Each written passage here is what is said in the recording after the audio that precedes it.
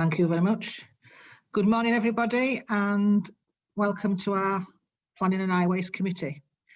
Before we move to the formal business, for the benefit of those joining us online, I am Councillor Sandra Picking and I am the Chair for this Planning and Highways Committee. And also joined today at today's meeting by the Deputy Chair, Councillor Stuart Eptonstall, and other committee members, which are Blizzard, Ellis, Harvey, Epworth, Jones, Saunders, Scott, Swift, Tennant King, Wallace and Williams. The committee also has support at today's meeting from Kevin Winter, our planning solicitor, together with Ian Pollard, our planning officer, services manager. Michael Eggleston is the principal planning officer. John Holmes, who is senior planning officer, and Nia Thomas, senior planning officer. Before we move on to formal agenda items, I'd just like to confirm today's meeting procedures. We will take each item on the agenda in order, copies of which have been provided to members and also available on the Council's website. I would also remind colleagues alongside those registered speakers who are participating in today's meeting to ensure that your microphone is on mute throughout the meeting unless invited to speak, to minimise the potential background noise in disrupting the meeting broadcast. In accordance with the Council meeting procedure rules, my ruling as Chair during the debate will be final. When invited to speak, members of the committee and participating members of the public, you will need to unmute your microphones and state your name before addressing the committee. Please remute your microphone once you have finished speaking. I will invite any colleague wishing to comment on the reports or ask questions to do so at the appropriate points in the meeting. And all members should now be familiar with the procedures in place to indicate they wish to ask a question or a comment on matters before us. At the end of the debate on the planning applications, I will call for a vote to be undertaken. In order for all parties to be clear as to how the vote has gone, I will invite the committee officer to undertake a roll call.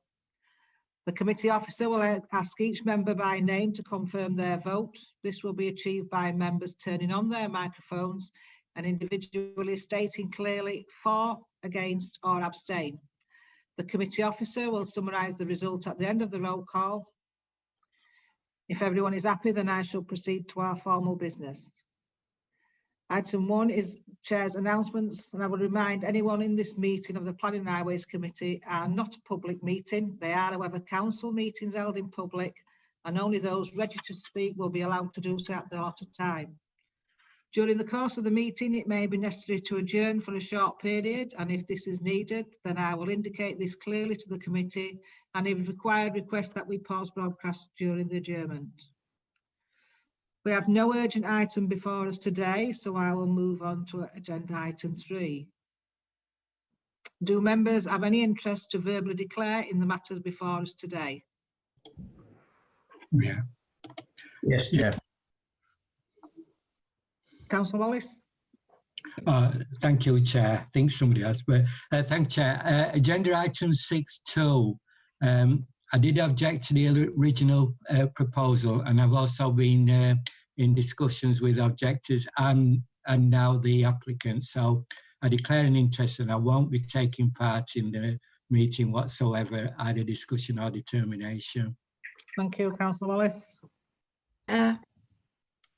Councillor Saunders? Chair, agenda item 6.3. Ward Councillor for Wakefield Rural. I have to declare an interest. It's 23 Lawmore Lane.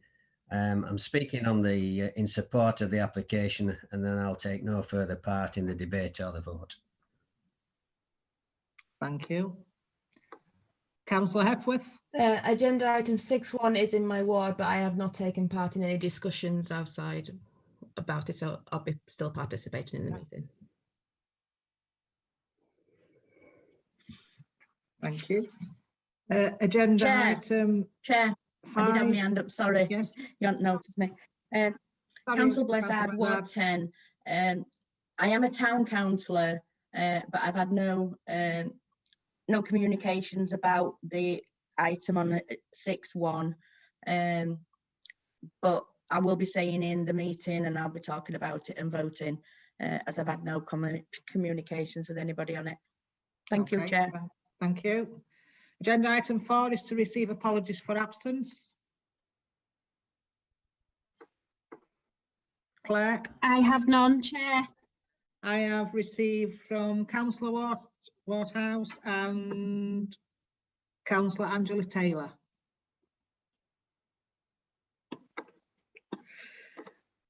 Can I ask members if they have received all the additional information?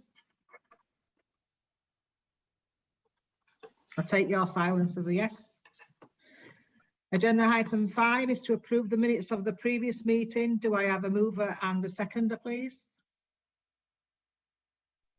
I'll Move it, move it, Chair. Chair. Second it. All those in favour? I take your silence as a yes. Thank you. That is carried. Agenda item 6 is to consider the planning applications before us today. We have 5 applications before us and I will outline the procedure. Firstly, the planning officer will be invited to present the first application. Registered speakers will then be invited to speak one at a time, and I will be grateful if speakers if they confirm for the benefit of the committee if they are speaking against or for the application. Members of the committee will be invited to ask registered speakers to clarify any points raised. Any local ward member who has registered to speak on the application will be invited to do so. The committee will then be invited to ask the local member any questions if they need to clarify any points raised. Should a need arise, I will seek points of any clarification from a presenting officer or legal advisor. The committee will then be invited to debate the application as necessary. I will invite the planning officer to respond to any points raised during the discussion. The matter will then be taken to the vote. I will now ask Michael Eggleston to undertake the first presentation. Over to you. Thank you, Chair. So I'll just present my screen if you bear with me for 1 second.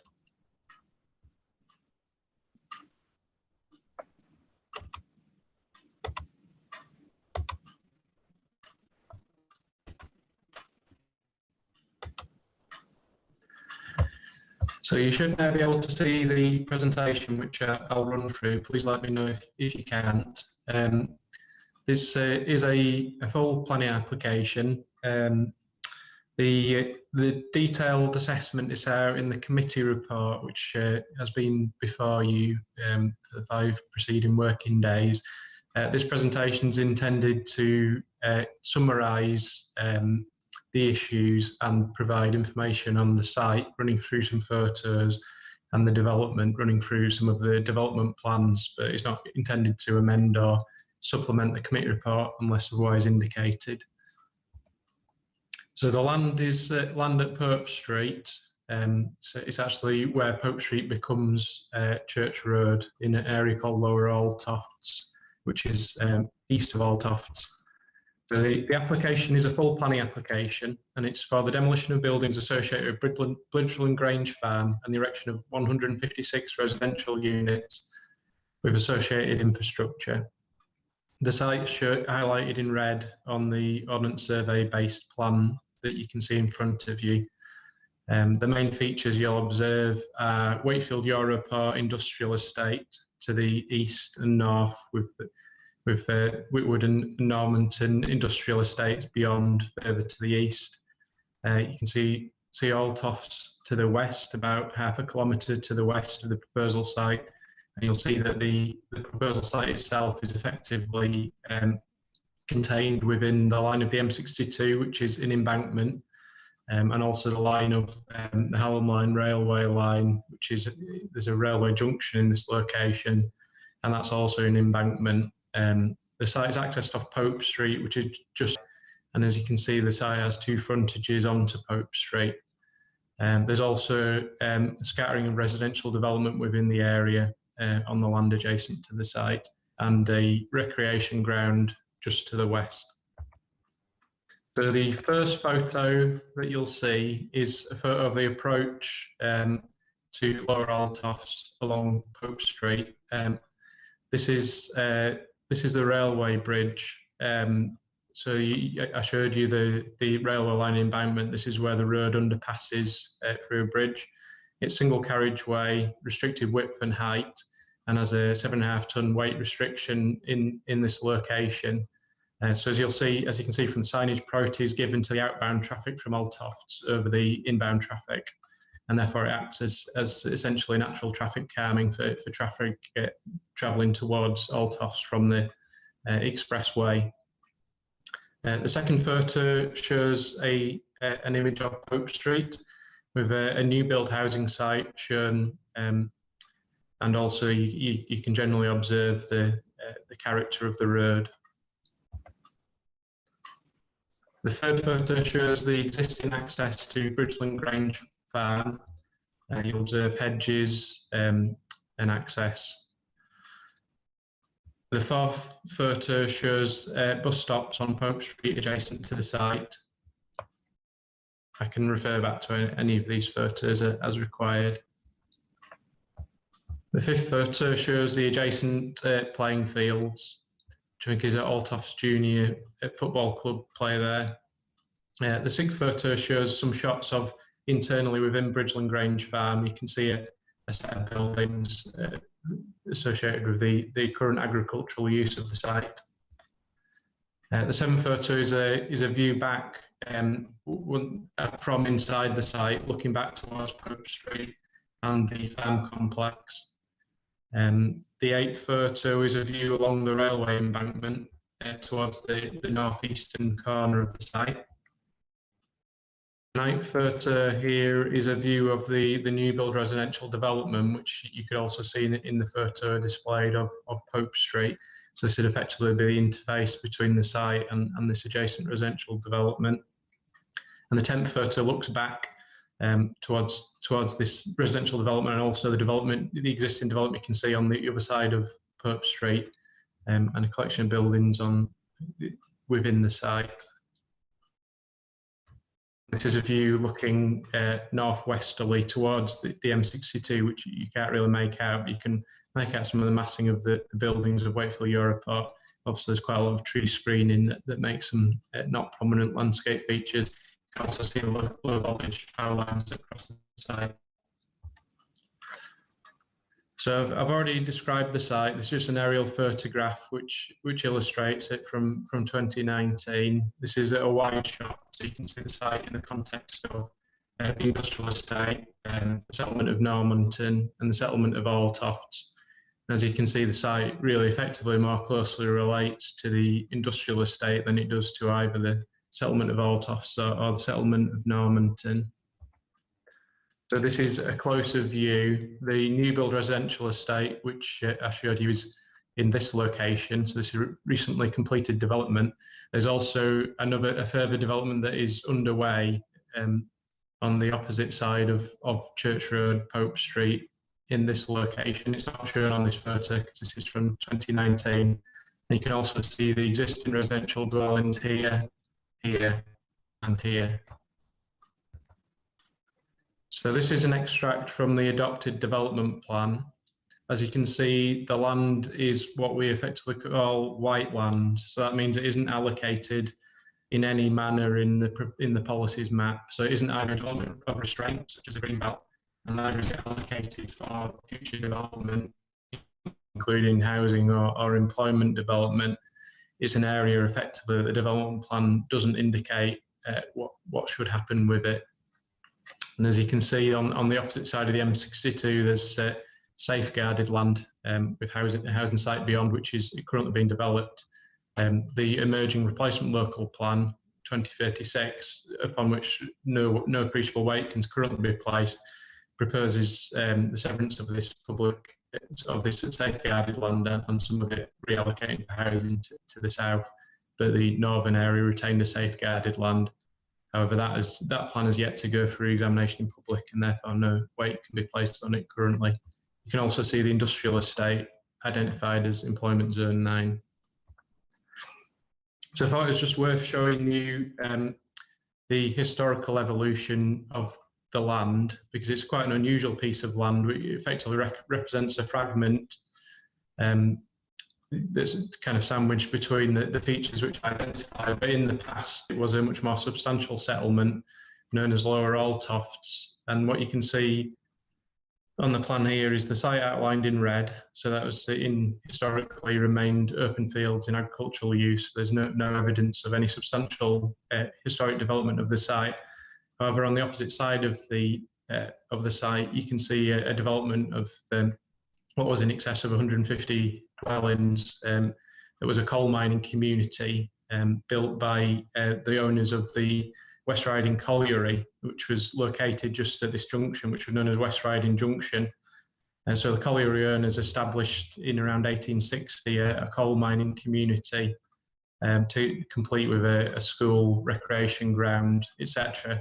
This was all demolished in the late 70s, and what's left on site, that I showed you on the previous photos, is essentially this first row of housing known as Cooperative Terrace, some newer build housing here. So yeah, sorry, the new build housing here, the newer collection of buildings here, and the other remnants. One of the notable features about the historic development, which I say was demolished in the late 70s, was it accommodated this row of terrace properties called Silkstone Row, which at the time it was built was the longest uninterrupted row of three-storey terrace dwellings anywhere in Europe. Or that's what it was thought to be. So it's an interesting feature, which I thought it was worth showing, as it kind of explains the evolution of the settlement over time. The settlement is now obviously further evolving with that old development having been demolished and new residential development taking place on this further residential proposal. So the residential proposal is shown on this slide here, which is the submitted site layout plan. So as you can see, there'll be two frontages onto Pope Street. There'll be two accesses formed onto Pope Street with an internal loop. So traffic from the site will be distributed to the two different access points. This is generally a positive feature of development that we encourage, increases permeability and connectivity. You'll see there's 106 dwellings distributed around the site in semi-detached properties, detached properties, and banks of terraces of 3 or 4. There are 2 areas of public open space proposed. One of them within the loop here, which would include a playground. There's also a bund along the western boundary, which would run up to about 4.4 metres in height, to provide some buffering and screening from the M62.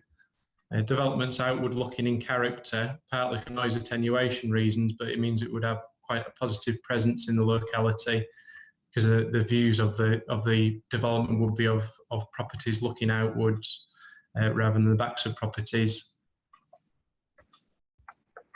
So this is just the acoustic contour plan, which I thought was worth presenting, because obviously the site does have noise constraints adjacent in the form of the railway line and the M62. It shows with the attenuation in place. So effectively the scheme is designed to shield rear elevations and sensitive rear gardens from the noise through both this bund feature, the orientation of properties looking outwards, and also the use of garages to create acoustic shadows over garden areas effectively. The green is obviously the lowest decibel level, and as you can see, there's some intrusion into the POS, but that's a less sensitive area. This is a plan provided by the applicant also to show the proximity of services and facilities to the proposal site. I can refer back to this plan if required, but essentially the applicant has made a case that residents at this site would have access, in addition to the on-site POS, public open space, they would have access to a range of facilities, including shops, schools, etc. And they've highlighted them on this map. So I'll just run through a couple of examples of the dwellings proposed to be developed. They're generally quite simple in form, but with certain architectural features included, such as bay windows and also dormer windows and projecting gables. And this is an example of a rendering of one of the house types that would be built. As you can see, it's quite a simple traditional appearance. However, it does include some features which lend some positivity to the appearance of the buildings. And this is a visualisation of one of the main features of the development, which would be a crescent of properties overlooking the public open space, which have been arranged to provide some character and distinctiveness to the development. So overall, it's considered that the development design is a relatively good quality design in terms of its positive presence on street frontages and views from external land, the use of the public open space in appropriate locations, the internal loop, and also the good level of landscaping provided. So that's the site and the development. I'll just very briefly run through assessment. As I say, the detailed assessment is out in the committee report. So the application has received now 189 objections and also a petition with 582 signatures. The main points of objection are summarised in the report, and I won't go back through them, but notable causes of concern are hazards and congestion associated with the additional traffic which would be generated by the development onto Pope Street, given its narrow width, and in particular the delays caused by the railway bridge where the only single file traffic. There's also a general concern about the level of development taking place within the area, and a concern that the identity of the village of Altofts is being lost. So those points are, all of the points are summarised and answered in the committee report. The recommendation is for approval for the reasons set out in the committee report, and I'll just run through a couple of the key points. So the development is contrary to the spatial development strategy set out in the development plan, as it's not land within an existing settlement as defined by the policies map. However, the planning service have taken note of the availability of facilities and services within the locality, and also the fact that the settlement is becoming a location where residential development, where a small settlement is once again evolving. Planning Service also take note of the fact that the development site is on the edge of a very substantial employment area, and therefore residents would have access within a very short distance to many potential places of employment. So together with the benefits of the development in terms of the provision of housing and in particular the provision of 30% affordable housing, which would be comprised within the scheme, the Planning Service advised that these matters do overcome the conflict with policies CS1, CS3 and CS4, which set out the general spatial development strategy, and that this specific location is suitable for housing development. So that's the matter of principle. I've described design, therefore I won't go through that again, and also noise, which in general is considered that although the site is constrained and clearly has some environmental issues with noise from the M62 and the railway line, the development scheme does mitigate that to an acceptable level for the orientation of properties, the provision of the barriers, and also the enhanced glazing and ventilation that's proposed within the development scheme. In relation to flooding and drainage matters, the objectors have expressed some concern that the site does hold water occasionally.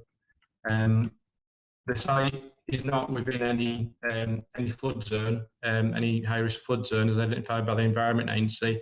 However, I think some limited surface water flooding is identified on the site. Effectively, though, the way we look at it in planning is to consider whether the site is within the floodplain, i.e. is required to hold water during flood events, and that's not the case here, and then consider whether the development can be undertaken in a manner which means that it's safe, as in it will not increase flood risks off-site and will not result in high flood risks for residents. In this case, the applicant has proposed a system whereby surface water falling on the site would effectively be channeled to holding tanks under these areas of public open space, and then would be released at a rate which would mimic greenfield runoff rates into this, what you can see, this orange shaded line, which is a surface water sewer that crosses the site. So our drainage team and other consultees have confirmed that that system, which has been designed to allow for a 1 in 100 year plus 40% climate change allowance flood event, should be effective in ensuring there's no off-site or on-site flood risks associated with development. My colleagues, Paul Madison and Diane Rotherham, are in attendance if there are any specific questions on that matter.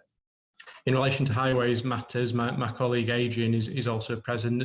Adrian Piggott is also present, who will be able to answer questions on highways matters. But essentially, the assessment is, so the way that traffic generation from a development is assessed is through a standardised model, which basically works out how much traffic would flow from a development during peak hours. That's been supplemented by the highways officer's own observations of the site, and effectively what's been observed is that there are breaks in the traffic on Pope Street. There aren't any obvious capacity or highway safety issue, and that the level of traffic generated by the development could safely be accommodated on the highway network and would not lead to an unacceptable level of increased delay. In terms of ecology, there's been various ecology assessments submitted in support of the application. They find that in general, the site does not accommodate any significant or protected habitats. The hedgerows have more significance, and the western hedgerow is proposed to be protected. And the ecology assessments effectively say that subject to providing a suitable landscaping scheme, which the applicant calculates should increase in resulting in a 22% biodiversity net gain, the application should not cause unacceptable acts. In terms of ground stability and contamination, the applicants have undertaken site investigations of the land, including rotary core boreholes, to assess underground coal mining and also consider the potential for any contamination on the site. There has been some very limited contamination found, and that there's likely to be a requirement for the removal of some potentially asbestos contaminated soil. However, that appears to be a hotspot. In general, the soil should be suitable for reuse on site, subject to stockpiling and testing. There are no known issues with coal mining, with the boreholes not finding any shallow mining, and the coal authority confirming that there are no concerns about land stability for coal mining. So that runs through the main issues. The recommendation is for approval, subject to the planning conditions set out in the report before you, and also subject to planning obligations within a Section 106 agreement, which would require a provision of 47 of the dwellings as affordable housing, which would be roughly 50-50 split between conventional rented affordable housing and shared equity. The provision and in perpetuity maintenance of the public open spaces and the play areas, and the provision of a biodiversity enhancement management plan, which would require the ecological features to be found on the site in terms of planting, the species-rich grassland, etc., to be maintained for a minimum of 30 years. And also for the provision of traffic regulation orders along the site frontage to ensure that there is no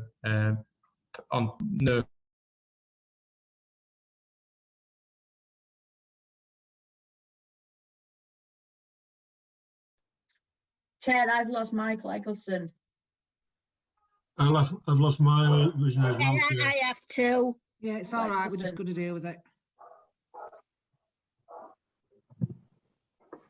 But we've not lost his dog. His dog is in his own office. It's in the next room to me. It's somebody that's come visiting, Sandra. They've just come through back door and I had my mic switched on.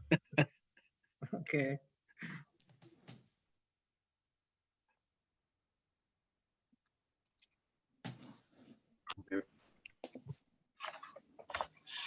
To show your presentation. Hello, can everyone hear me?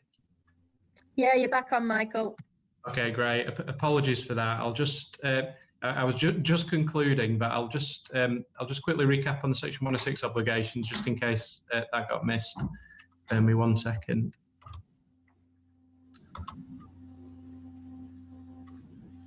Okay, so I was just concluding. Hopefully you heard everything set out in the in my summary of the assessments out in the report, but I was just quickly going through the Section 1 and 6 obligations, which are for 47 affordable dwellings for the provision of biodiversity enhancement management plan covering a 30-year period, which would protect the biodiversity enhanced areas on the site, provision of and maintenance of the play area and public open spaces, the provision of traffic regulation in order to impose waiting restrictions on Pope Street, and also there'll be a requirement for the off-site highway works which are proposed, which is for the construction of a new zebra crossing in Altofts, and also for the improvement of existing bus stops and footways adjacent to the site.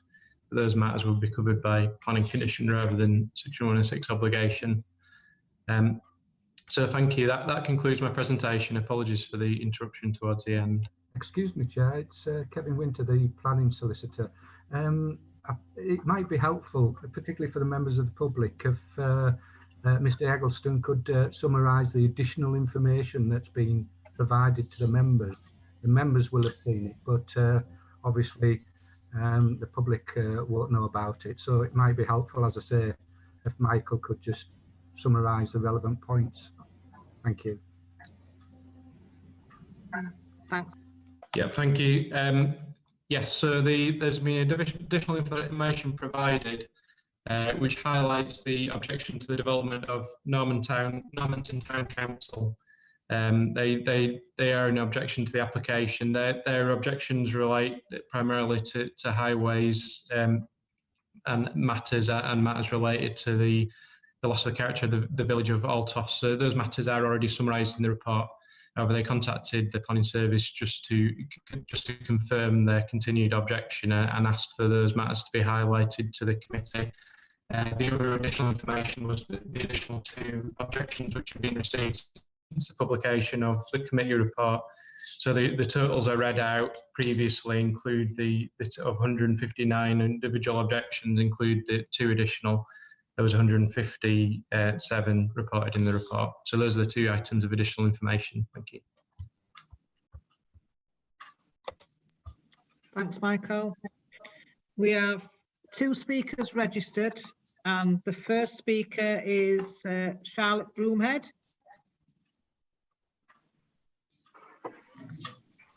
Charlotte Broomhead, speaking on behalf of Radia. Good morning, Charlotte. I'll just remind you, you've got 3 minutes, but I'll remind you when you get to 30 seconds to wind up. So whenever you're ready. Okay, doke. I'm speaking against the proposal for the planning to be approved. Okay. Thank you for allowing me to speak. The strategic housing market assessment set for Wakefield a target of 1,600 new homes per year for the Wakefield district. Based on the current rate of house building during the period 2013 to 2000, Wakefield achieved 11% higher than the national average. This represents 2019 an overachievement at 192% of housing need, an incredible 7,614 homes built. This represents a gross housing oversupply. There is no need for this committee to grant planning permission for an unplanned development that is contrary to Wakefield Council's development plan. Wakefield Council has an adopted development plan considered up to date for the purposes of the NPPF in the format of a local development framework, core strategies, etc. The National Planning Policy Framework confirms that where a planning application conflicts with an up-to-date development plan, permission should not be granted. The proposal before you today does not accord with Wakefield Council's development plan. CS1 of the Wakefield Spatial Vision Policy describes the Wakefield district in 2026. CS1 sets out the strategy for the location of the development, which confirms that in settlements identified as villages, only small-scale development will take place, where it helps to meet identified local needs within existing boundaries of that settlement. The proposal before you does not sit within the settlement boundary and therefore does not meet any of the requirements set out in the Spatial Vision Strategy. Your officers have already demonstrated that this proposal conflicts with policies CS1 and CS3, as it would result in expansion of this small satellite settlement to 225 dwellings, a tripling in size. Wakefield planning officers also state the proposal conflicts with policy CS4 in respect of the following policy requirement. Development will be located in accordance with the spatial development strategy so that the need to travel is reduced. The only justification for officers recommending this application be approved is on the flimsy basis of an argument provided by the applicant that this development would result in regeneration benefits due to the population growth it would bring to the Normanton area. We find it impossible to believe that the extra pressure on existing infrastructure will offset any economic benefits brought about by this development. We respectfully ask to go against the Officer of the Council's recommendation and refuse this application. The application is contrary to the Council's own development plan. To approve this application will set a dangerous precedent, allowing development anywhere in Wakefield, all greenfields outside the development plan. There is a reason why development plans exist, to ensure development is located in the correct locations. A greenfield off Pope Street is not a correct location for 156 houses. In conclusion, current supply levels in the Wakefield area are almost already double what the council are required to deliver. There is simply no need for this extra development on greenfield in this unsustainable location. Wakefield Council have already identified more suitable development locations within the current development plan.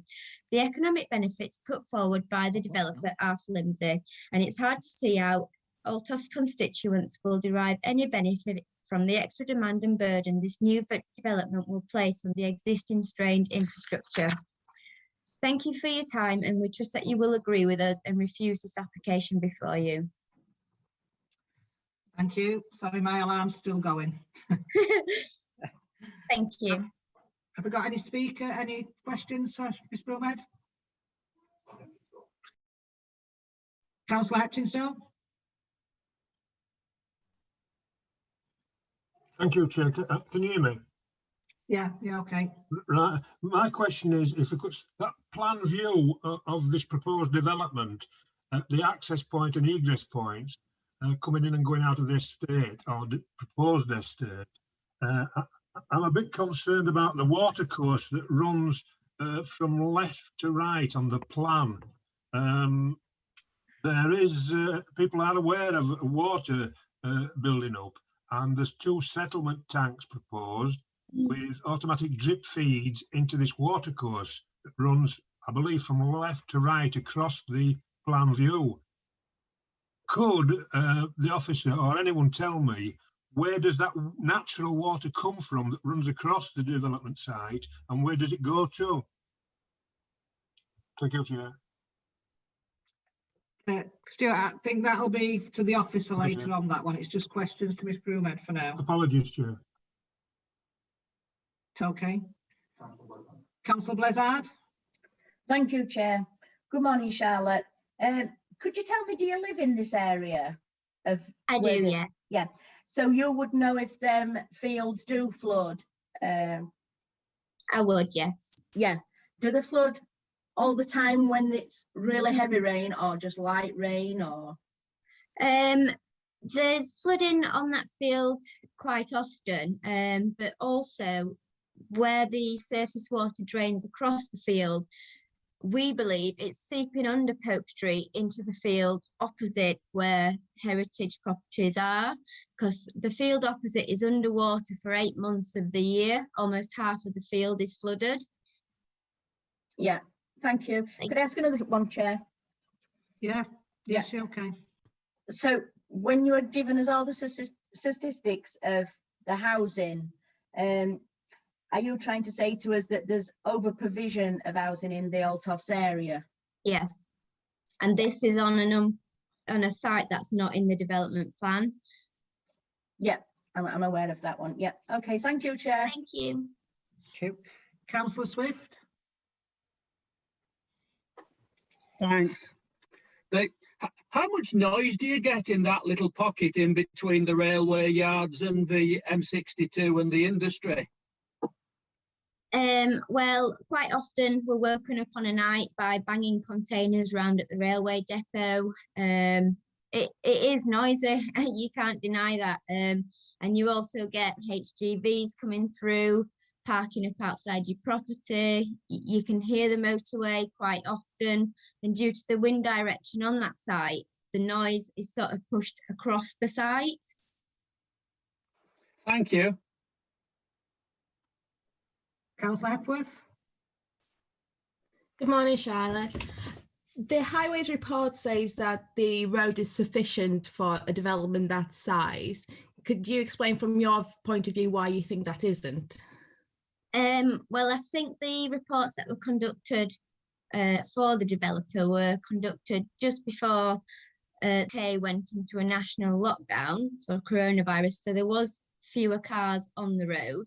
I live on Pope Street. I know what the traffic's like. I know the hold-ups. I know that on a morning you can't get out of Pope Street, you queue in.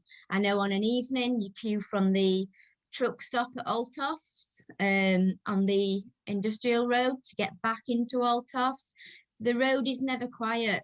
We're actually having triple glazing installed because it is so noisy, the road noise. So they may say it's adequate, but I don't believe it is. Could I have a follow-up question, Chair? Sorry. Yes. I know the playing field is run by is owned by a successful football team that has a lot of people come on Saturday mornings, which affects most of all Toffs as well. But can you explain the effect it has on Pope Street as well? It does, yeah. And their car park, I don't think it's quite big enough because a lot of them do park on the main road. So, you know, they're taking children across a road where there isn't a crossing because they don't have adequate parking on that site, I don't think. Thank you. Councillor Blizzard, did you want to come back in? I was just going to ask Charlotte about the traffic on that road, because I do know our highways officer has been out and done his own survey of it, and it was at prominent times that he did it.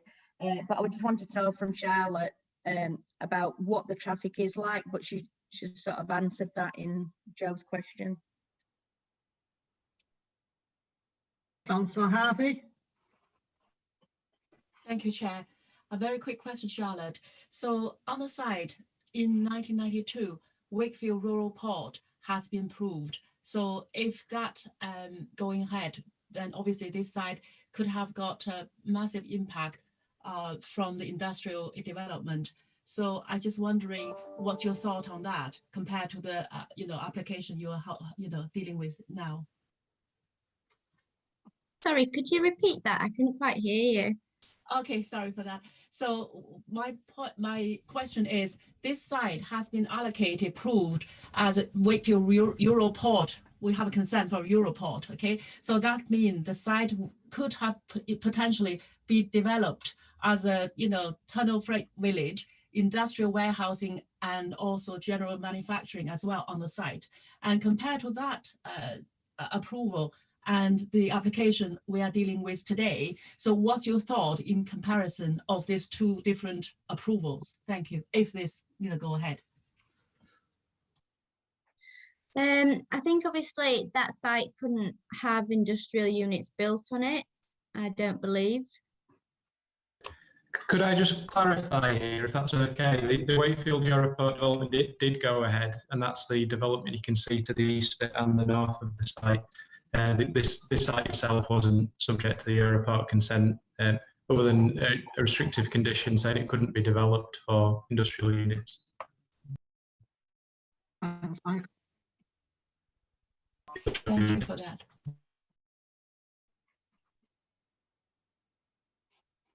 Councillor Jones.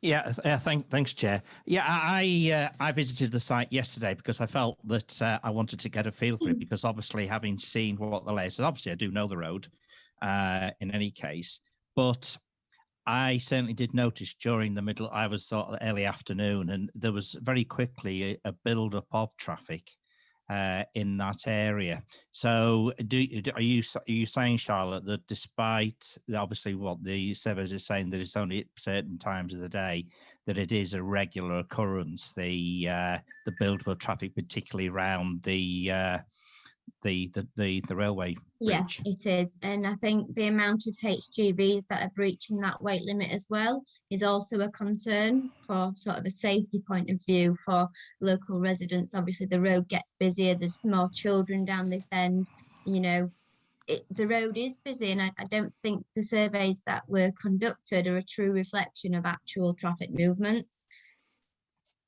Thank you. Thanks, Chair. Councillor Blizzard, did you want to come back in? Yes, thank you, Chair.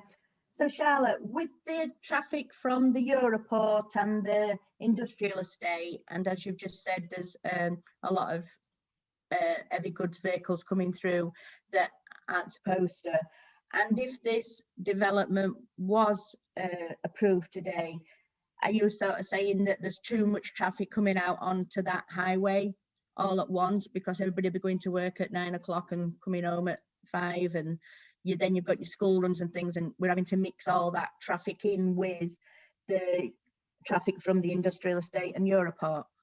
I am, yes. I just don't think the current road can cope with the additional traffic. Okay, thank you, Chair. Councillor Scott. Thank you, Charlotte. I've noticed in this report they've got 47 affordable properties in it. Do you not think that that's important in this time? I do think that's important, but I think in the grand scheme of things, the development of 156, the amount that have been allocated to affordable housing, it's not really a massive amount, is it? So I don't think it's going to have a great benefit to those that need that. Well, actually, for a developer to do over 30%, it's absolutely fantastic, really, for them to do that many, because usually they don't do even 30%. Perhaps that's your opinion, but that's mine, I'm afraid. No, I mean, that's fact. They don't usually do 30%. I'm not really quite sure what you want to say. I understand affordable housing is required, and I did say that in my objection, but I just don't think this site is in the correct location. Thank you. No more questions, anyone? No. Thank you, Ms. Brumed. Thank you. Our next. Ladies and gentlemen, we will be testing the fire.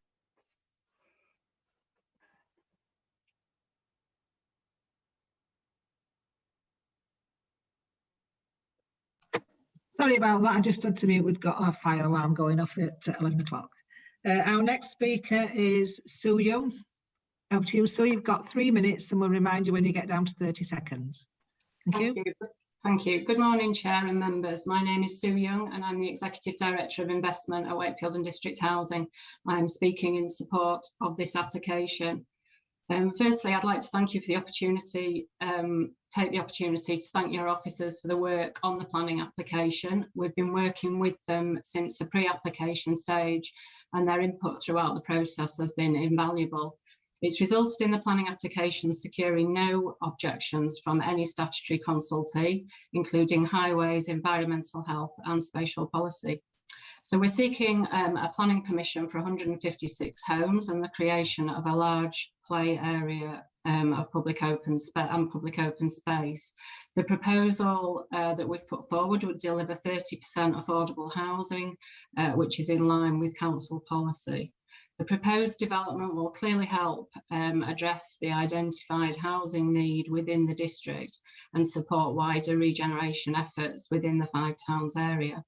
The site's in a good location for housing. It's located next to Wakefield Europort, which is one of the principal employers within the district. It's within walking distance of a range of services and facilities within Altofts, including a post office and a general store. It's accessible by public transport with 2 bus stops located in close proximity to the site and regular services every 20 minutes throughout the day. It's recognised that there have been a number of objections to the planning application, and the majority of these seem to relate to the impact of traffic on Pope Street and on Church Road. A significant amount of work has been undertaken in this matter, which has confirmed that the proposal will not have a detrimental impact on the local highway network. Your own highway officer has carried out his own independent assessment and has agreed with these findings. Equally, the proposed development would remove the existing agricultural use from the site, which currently involves large agricultural vehicles travelling to and from the site at relatively unsociable hours. It's acknowledged that there's been objections about the impacts the proposed development will have on the character of Altofts. However, there's no public access to the site and it isn't situated within the green belt, and it's not covered by any restrictive designations. The site is surrounded by existing development with the M62 to the south, the railway line and Europort to the east, and existing housing and the Europort to the north. So just in summary, the proposed development will deliver a number of other benefits. It will deliver 2 new bus shelters on Pope Street, footway enhancements along the frontage of the site, new waiting restrictions and traffic calming measures, and a zebra crossing in Old Tofts. The provision of public open space will include an equipped children's play area, and there will be a significant net biodiversity gain on the development. It will also create approximately 483 construction jobs. I therefore respectfully request that members support the officer's recommendation and grant planning permission for this application. Thank you. Thank you. And any questions for Sean?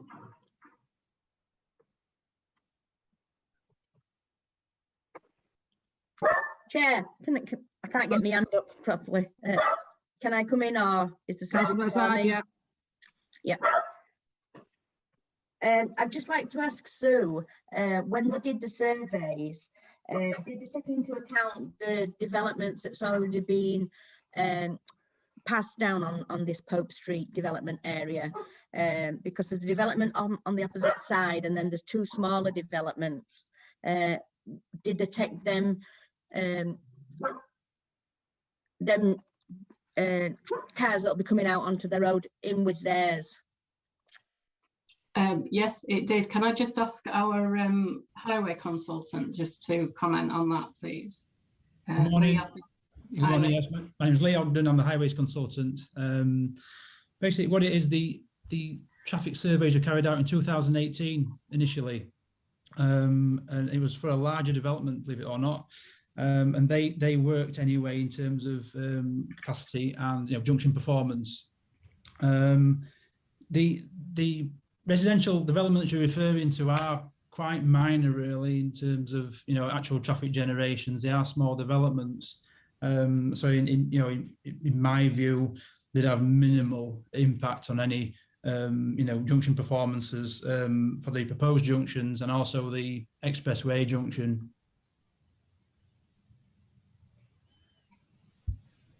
Can I come back on that then, Chair?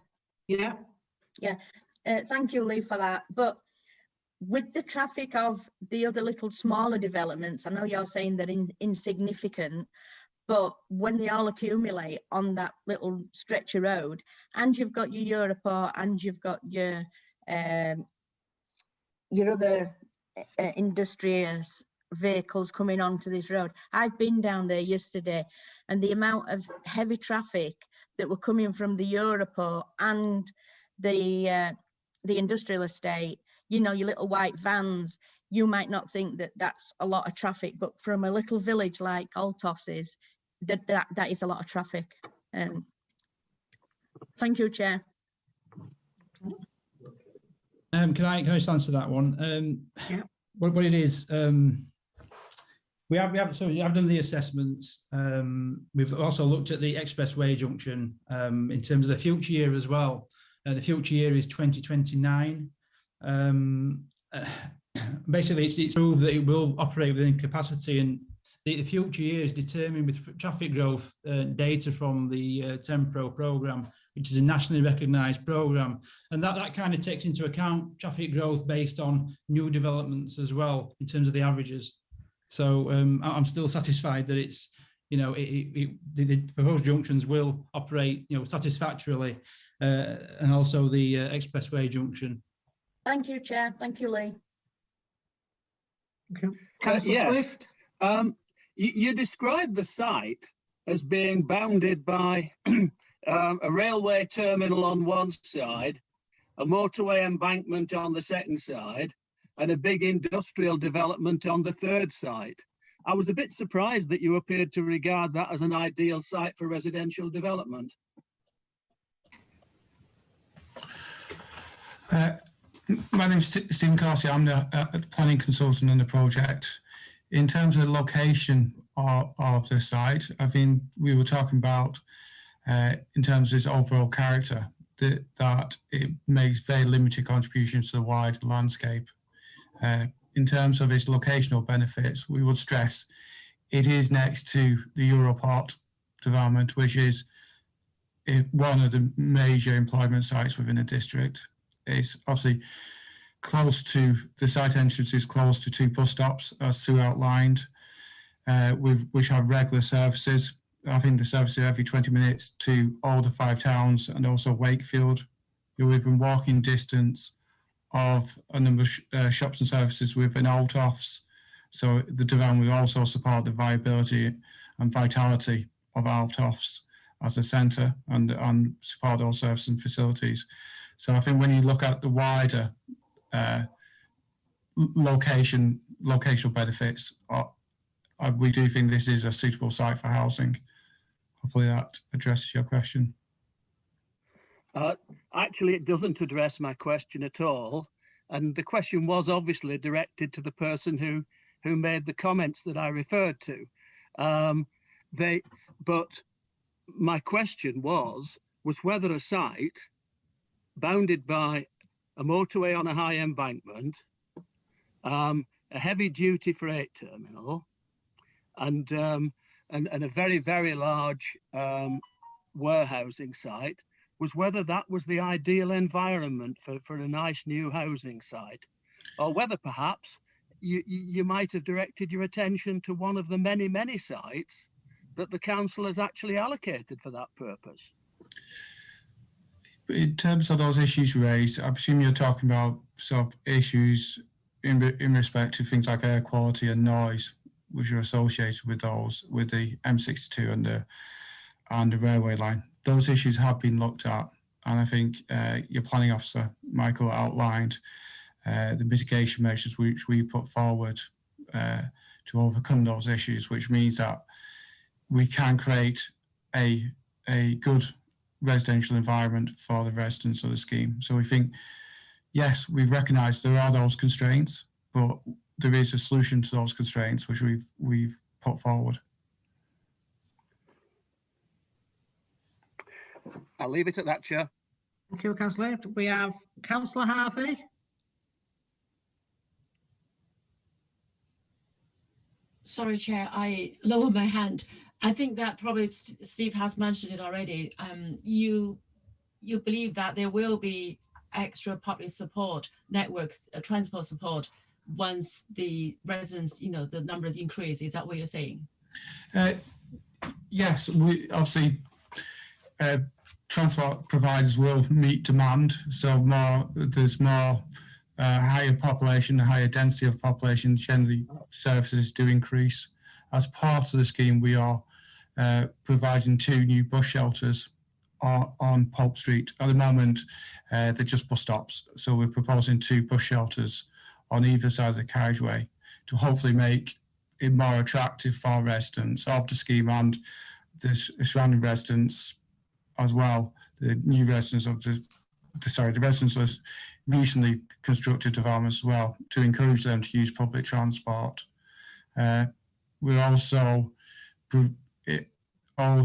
enhancing the footway along Pope Street and providing some tactile paving to help people cross the road.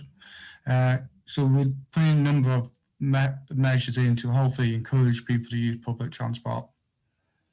Are there any plans in place to ensure that the road parking does not become a large issue in the area, which would lead to much higher congestion as well when the traffic at peak time? Yes, we are.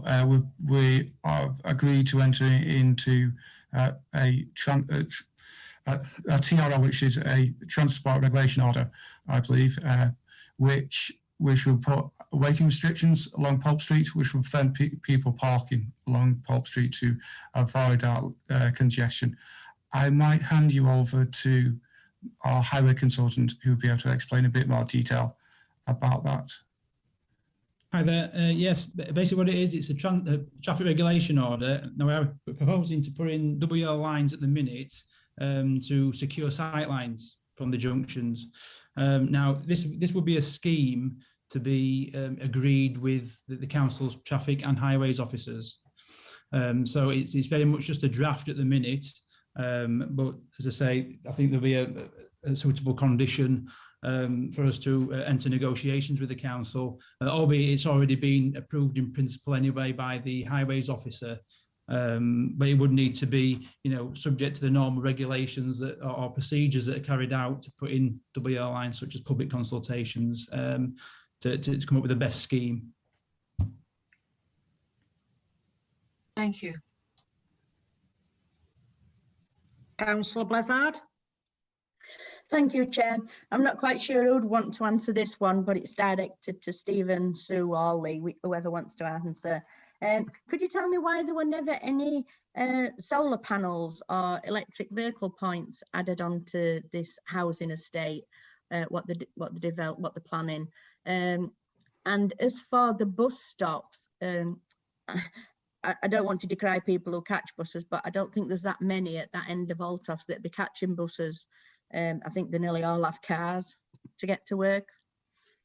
So it's the solar panels and the electric vehicle points. If you could answer me that, please.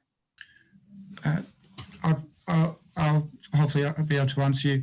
In terms of the electrical vehicle charging points, we are proposing to provide EV charging points for the dwellings. So yeah, we try as part of the measures to try and encourage people to switch over to electrical vehicles. We are proposing EV charging points within the dwellings. In terms of solar panels, we've not had that discussion. I think we are. It's not been a requirement. We've not been asked to look at any proposals for solar panels on the site. Obviously, there's much debate about the different technologies and what's a better solution.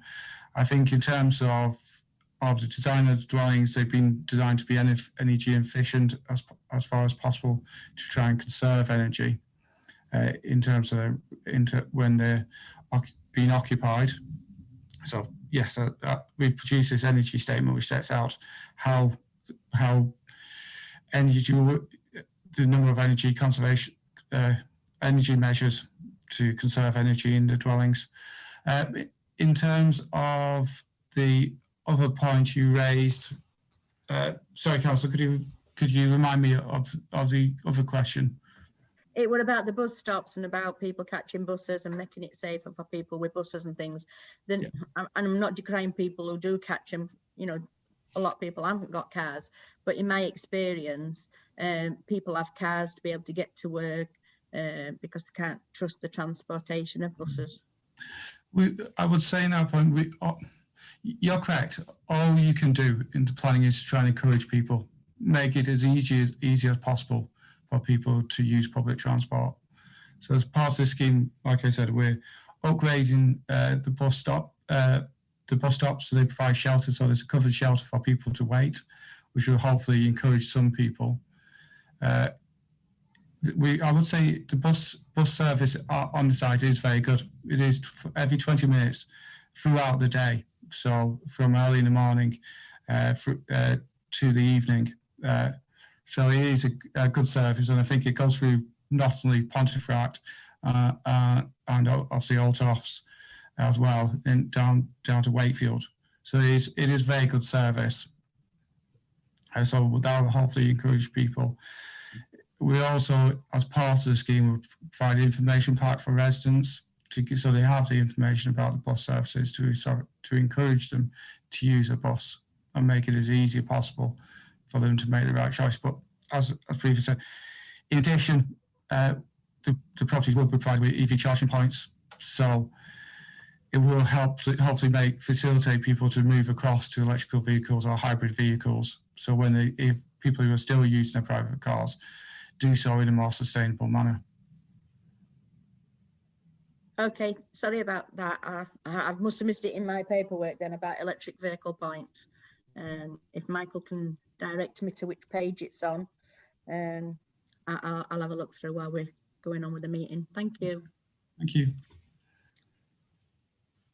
Could I just clarify as well, the submitted energy statement does propose 15 kilowatts of photovoltaics across the site. So, and there's a planning condition that would require approval of that. So So there would be a requirement for solar panels on a number of the dwellings up to a total of 15 kilowatts provision. I'll just check the page referencing for the electric vehicle charging points, but it is mentioned in the report.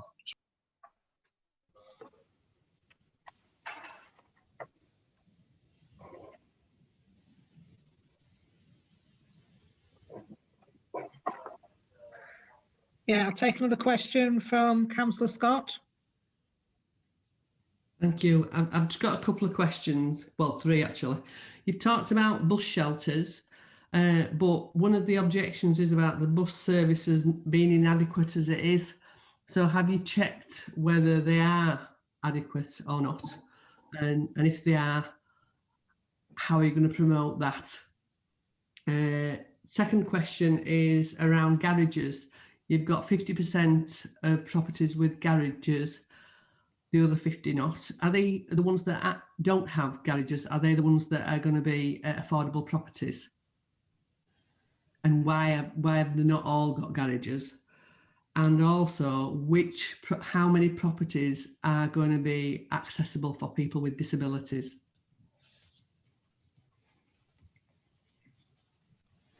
Okay, in terms of the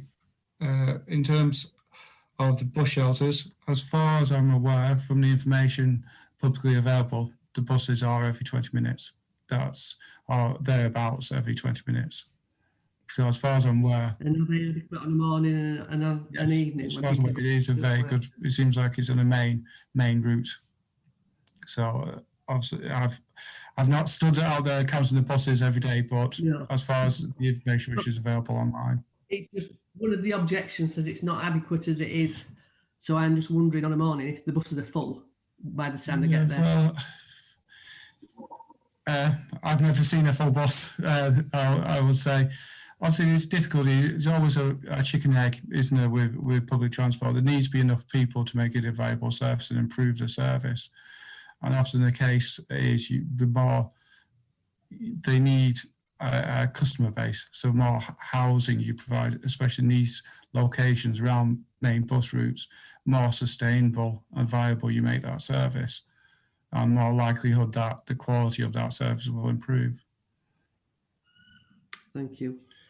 In terms of garages, I would just have to check on that if that's okay. I would say all the properties have parking on plot, so there is parking provision throughout the scheme, but I would have to check the situation with the garaging in terms of which garages, whether the affordable housing have garages, unless your planning officer has that information in hand. I think it's a concern if none of the affordable housing have got garages. I don't believe that any of the affordable housing has garages, but they do have provision for a shed or outbuilding. But from looking at the plan, it doesn't appear to me that any of them have a garage. Not all of the garages would be for the open market property. Yeah, we would say in terms of design of the dwellings, except the garage, there's no difference between the market housing and the affordable housing.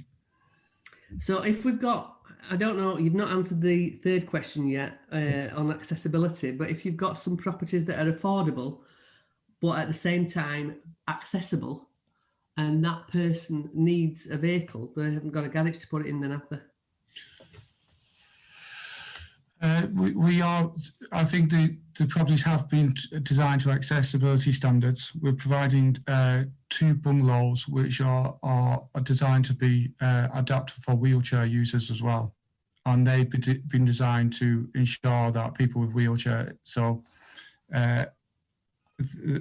there's level access to the wheelchair friendly bungalows, and they've been specifically designed to ensure that they can be adapted for wheelchair users. So yes, so accessibility standards have been considered and taken into account within the development. And have the bungalows got garages?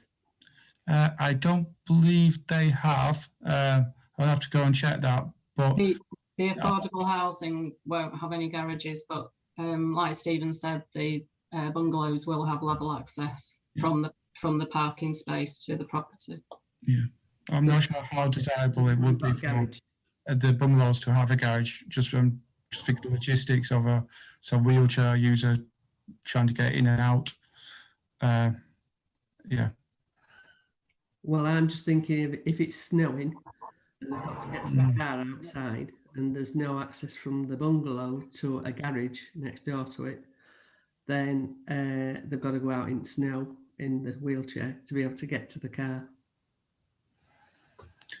They have to be designed specifically, and they've been designed in accordance with our best practice for wheelchair accessible bungalows. So I'm sure that has been taken into account in terms of just showing that they are level. There's no sort of obstacles for people to sort of manoeuvre in and out of the dwellings, out of the bungalow. Sorry. Okay, thank you. Councillor Wallace. Thank you, Chair. Morning, Sue and Stephen. This is a question about consultation because there's been a large amount of people interested in this application.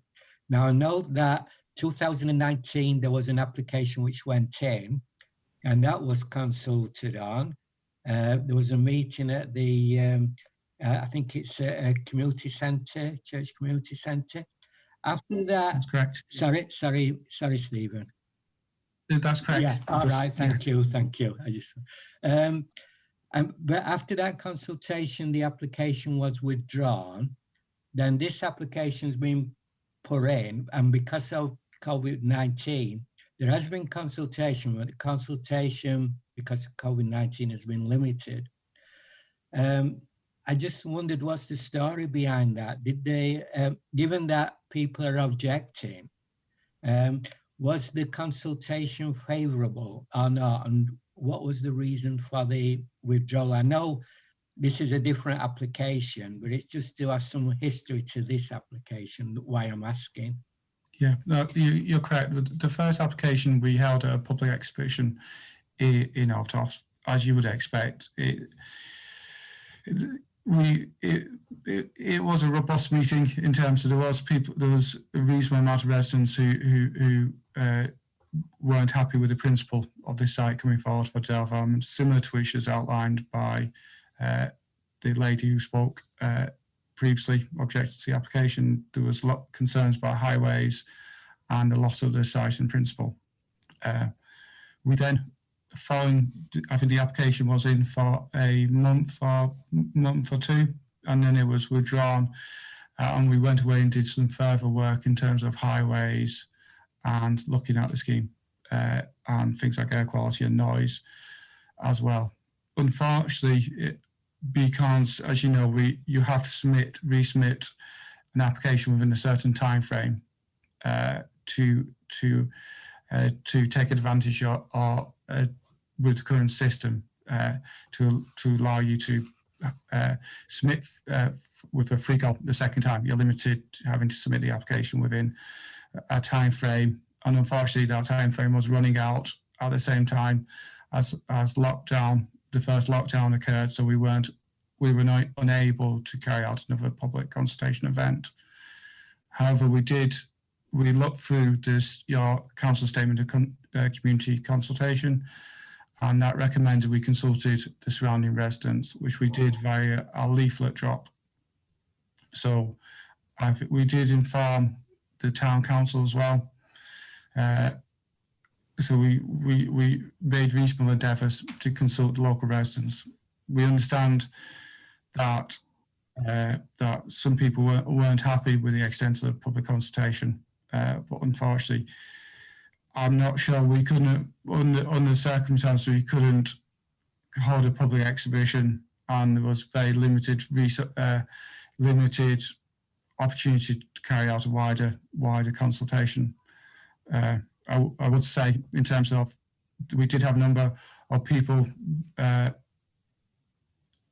We set up a telephone number and allowed people to email, get them an email address to submit their comments, and a lot of people did submit their comments and raise their concerns about the scheme.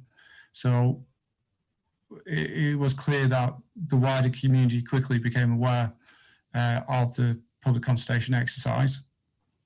But yeah, so we did, so we did carry out a public consultation exercise within the constraints within the first lockdown. I think, unfortunately, we were limited to the extent which we could do. I would say, in terms of the first consultation, most of the objections were matters of principle in terms of highways and the loss of their side. And with the best will of the world, what we would have been presenting at a presentation wouldn't have overcome those concerns. Thank you. Yeah, that gives an explanation. And you've also answered a follow-up question I had, which was why don't you just wait until it's safe to hold a wider consultation, given the feelings what people have? Because at a wider consultation, you'll be able to give your views over more, and as well as listen to the residents. But I understand you mentioned it was time constraints. So yeah, so thank you for that, Stephen. Thank you. Councillor Jones. Thanks, Chair. Obviously, I just want to pick up again on what Councillor Wallace has said, because I think there is a distinct danger in how people feel, particularly at the moment, given the fact that there hasn't been the opportunity to fully consult, that it will actually increase lack of trust in the whole process, because this is a significant development. It is going to have a significant impact on the area, and I think it will lead to more public distrust of the whole process. So I think that would be, I appreciate time constraints, but nevertheless, I think it needs to be something that's borne in mind. But that's obviously an additional comment I wanted to make. You've made if you like, the promise that there's going to be some bush shelters. I've been down there, and I will struggle to see how bush shelters will be put on there, particularly if people are standing. People will have to step out on the road. This is a very narrow road anyway. So I would really, maybe it does come back to highways on this one, but nevertheless, I just do feel that this maybe it's not an area, because I'm looking at the Google Street Scene now, which is pretty well similar to what's to come up on screen now. Thanks a lot. And yes, I do struggle to see how that is going to be a promise that can be made. So again, it's an observation. It's maybe also a question about how much research has gone into the viability of putting bush shelters there. Thanks, Chair.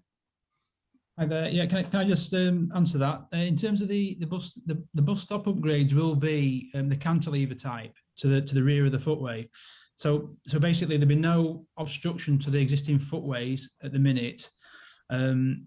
So it wouldn't have an adverse impact really on pedestrian movements along the footway network. Now the network is around 2 meters in places. I'm satisfied that it does meet the requirements within the residential design guide in terms of being a collector type street. So the bus shelters can be delivered, and we actually had a meeting on site with the council's highways officer as well to look at these to see how we could improve bus stop provision for existing and potential residents. So that's why we're proposing the cantilever type with the real-time information as well, and they can be delivered. Yes, I would just support. I think the key is real-time information boards as well, which tells people how long they have to wait for the buses. So there is the bus shelter itself and the live information board. Chair, I wish I'd taken my measure with me yesterday when I'd gone out on site, so I could measure those, because I say I'm looking at the site now, but I will demur to your views that it is 2 meters in place. But nevertheless, when people are standing there, other people will have to walk out into the road. So that is a further concern. But anyway, that's just my thoughts. Thank you, Chair. Thank you. Councillor Chisdall. Is it appropriate for me to ask thank you, Chair. Is it appropriate time for me to ask my question on the water drainage? No. Right. If you want to wait till our officers come on, then we can answer that one, Stuart. Thank you. Councillor Blizzard. Thank you, Chair. I've just got a couple of questions. The leaflet drop, what it done on the second application or the first application? because I know there's been like 2 applications, like it's been said, but was it reiterated when they put the second application in? The next question is the bus stop. I've got the picture on the screen now. Is it nearly opposite the site entrance or egress, whichever, of the new development? Because if you've got a bus stop there, how is traffic going to get out onto that narrow road safely? And then the other question is, I have found where the provision of electric vehicle charging in, it were under air quality. So thank you for that. And then I also noticed that in one of the conditions, condition 5, about mud on the road, and you're going to do a wheel wash. Now, councillors know what happens when a new housing estate goes up and there's mud on the road, and it is absolutely horrendous that the developers just don't care whatsoever. They're coming on and off the sites with their vehicles, and we have to get enforcement out and go through a procedure of fining and taking them to court and getting them to be reasonable. Can you tell me what measures you would do to maintain that there's no mud on the road? Not just a wheel wash, bearing in mind. Thank you, Chair.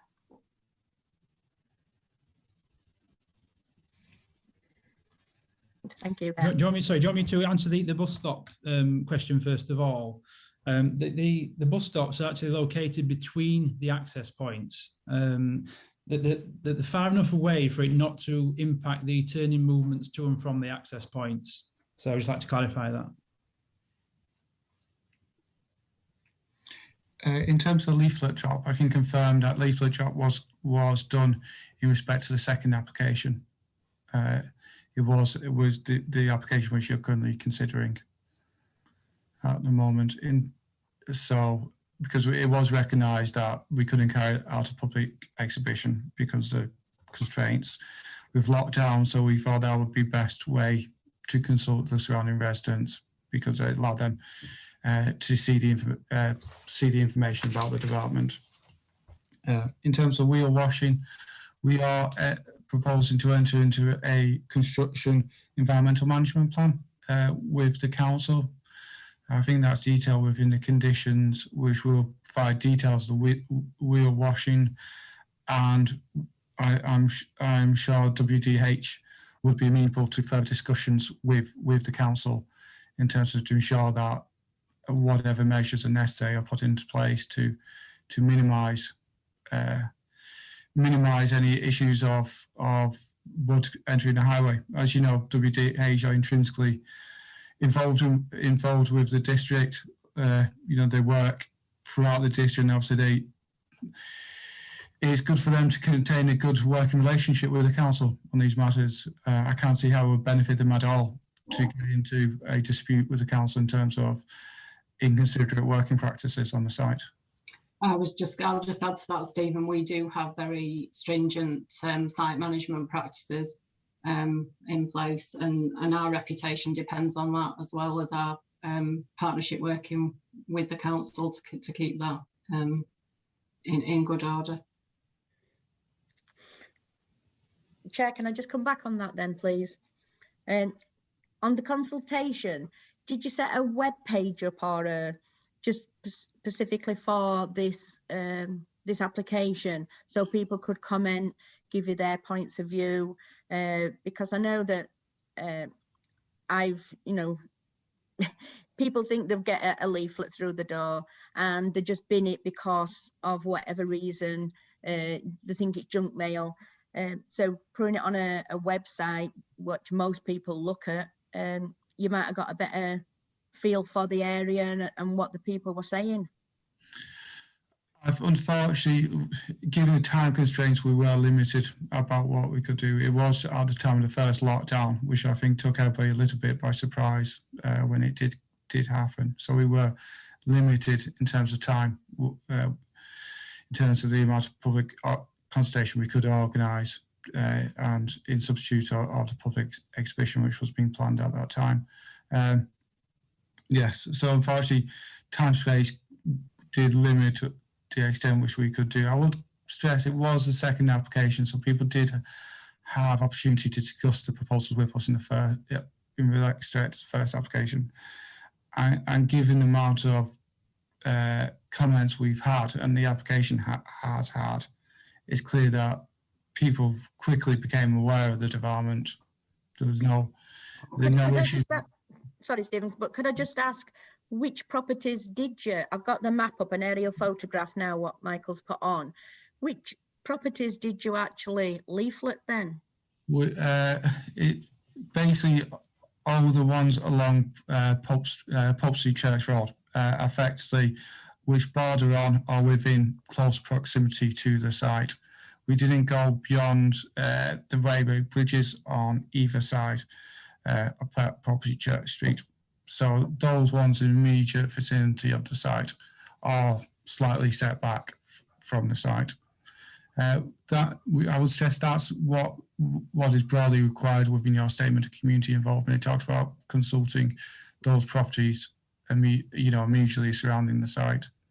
Yeah, and just to say, Stephen, I would have thought that putting a website up or a Facebook page for this site for the second application would have been a lot easier than printing leaflets out and delivering leaflets and things like that. That's just a comment, though. Thank you. Yeah, I think we're all learning at the moment. We're sort of a new world, aren't we, with on what we can and can't do. But it's certainly something we'll take into consideration for next time. Thank you, Chair. But just to go back to the bus stop, and I'm looking at the aerial photograph what Michael's got up, and if you put a bus stop in the middle of that, cars are going to be pulling out to go around it. They're not seeing what's going to come up the road from the industrial estate part of it. It is a bit dubious there. Okay, thank you. Councillor Hepworth. Thank you, Chair. I'm just wanting to go back to a point that Lee mentioned in an earlier response about a crossing from the development to the bus stops at the other side. What type of crossing would it be? And yeah, what kind of crossing would it be? And then also the traffic regulation order about no cars parking on Pope Street.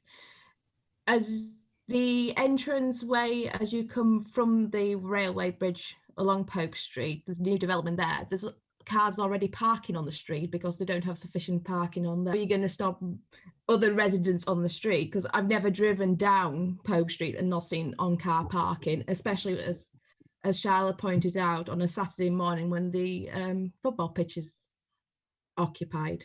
Right, okay. Well, in terms of the crossings, first of all, we've looked at this, and what we're doing, we're extending the footway network to the front of the site to provide just tactile drop crossings. So you've got that, safe places to cross, really, to get to both sides of Pope Street. We've looked at other types of crossing, but these ones we're proposing are the most appropriate in terms of what land we've got to use and to fit things in. So that's what we're doing in terms of the crossings. With regards to the traffic regulation order, this is very much a draft scheme. Now, to put in traffic regulation orders, there's a consultation process anyway. There's formal advertisements done by the traffic authority.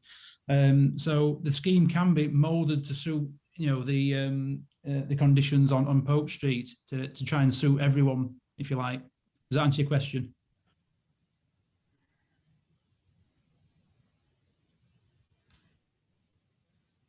Somewhat, but if you take in your entranceway at that end, it looks from your development plans, it looks like the entrance is very close to where the new old development is, and there is cars parking there. So you'll think if someone's coming out of that way, there's an obstruction that you can't see beyond those parked cars. So going on, and it, like we've pointed out earlier, it's a very narrow road, and I've driven down it a lot of times, and there's occasions where you're driving down one way and someone's coming down the other way, and someone pulling out onto that road is very dangerous when you can't see what's coming because there's parked cars on it.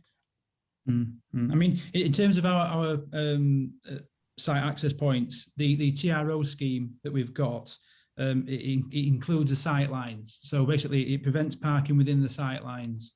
So regards to visibility coming out of the junction, it shouldn't have an adverse effect of in road safety terms. Now I understand what you're saying about parking on Pope Street further towards the bridge. We have extended the scheme anyway to include the old new development, I think what you refer to. But as I say, it's a starting point, that's all. This is something that the traffic authority would want to promote. I mean, we can't promote these anyway. It has to be the local government, that local traffic authority, that promotes traffic regulation orders. But this is merely our first draft to a scheme that that can benefit not only the new residents but also existing residents. Okay, thank you. Thanks, Chair. Councillor Hepchinstall. Thank you, Chair. Earlier on, Councillor Blizzard alluded to mud on the road and having an adverse effect on drivers and pedestrians and cyclists. But I'd like to ask what provision is being made for dust suppression. We're coming into summer now, and I know last year we had 2 building sites within the district where there were masses of complaints about the amount of dust produced on these sites that had an adverse effect on the residents living close by. Are you making a provision to protect the residents that live close to this development from the harmful effects of dust, not just to themselves, but to such things like the washing and other things like that? Could you... Yes, Councillor, we as part of the plan application, we have submitted a dust management plan to show how dust will be managed during the construction process. Obviously that details a lot of measures, construction measures, which will be undertaken to minimise this disturbance to surrounding residents in terms of dust generation. Thank you, Chair. Yeah. Councillor Blizzard, did you want to come back in? I did, Chair, thank you. Agenda page 49, condition number 32, it's about construction work. And it says in there that no vehicles exceeding 7.5 tonne maximum gross weight associated with the construction phase. Now, I'm wondering how you're going to get your roof trusses and things like that, because obviously they would have to come on a bigger lorry. So how would that be managed?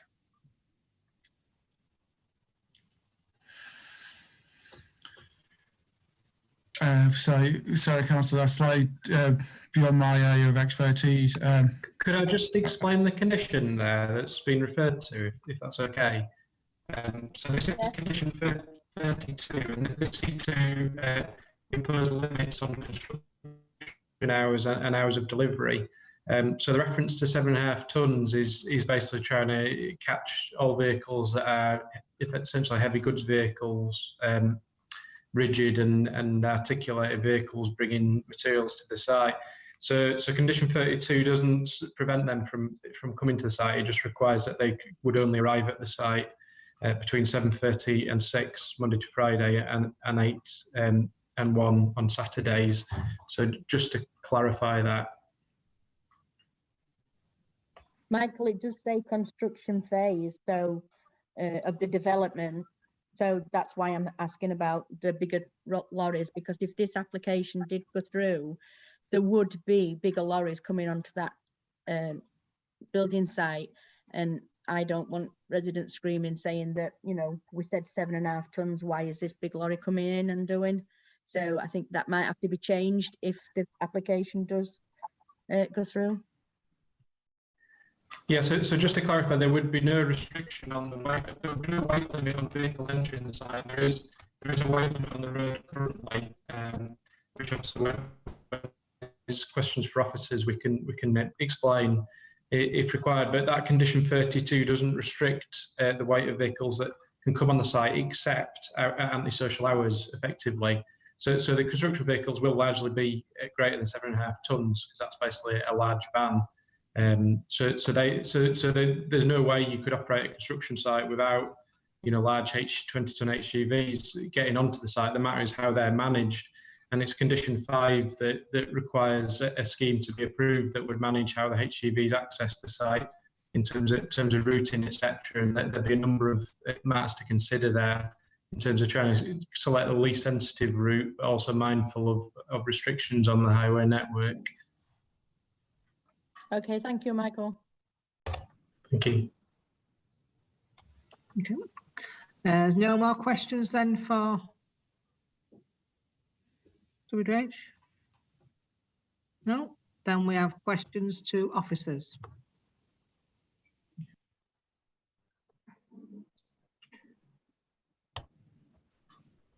Chair. Councillor Blazer? Could I ask our highways officer, drainage officer, in their opinion, do they think there's enough drainage on this piece of land, bearing in mind that this land does flood, and if we put houses on here, and I know they've got these tanks, what the hot water is going to go to, but I still think that if we take into consideration all the surrounding area, what's been built on already, which was grassed areas, fields, I am just really mindful about flooding in this area. It's a small area for all that development to be going on. Thank you. I'd be happy to take that, Chair. Thank you, Paul. Yeah, Councillor. Basically, the design standards of new development actually do take into account quite a high standard of drainage provision. So, for example, at the minute, the field is what we call greenfield. Therefore, we impose a greenfield runoff rate, which means it in effect mimics what's already running off the field. So there'll be no additional flooding than what's happening now.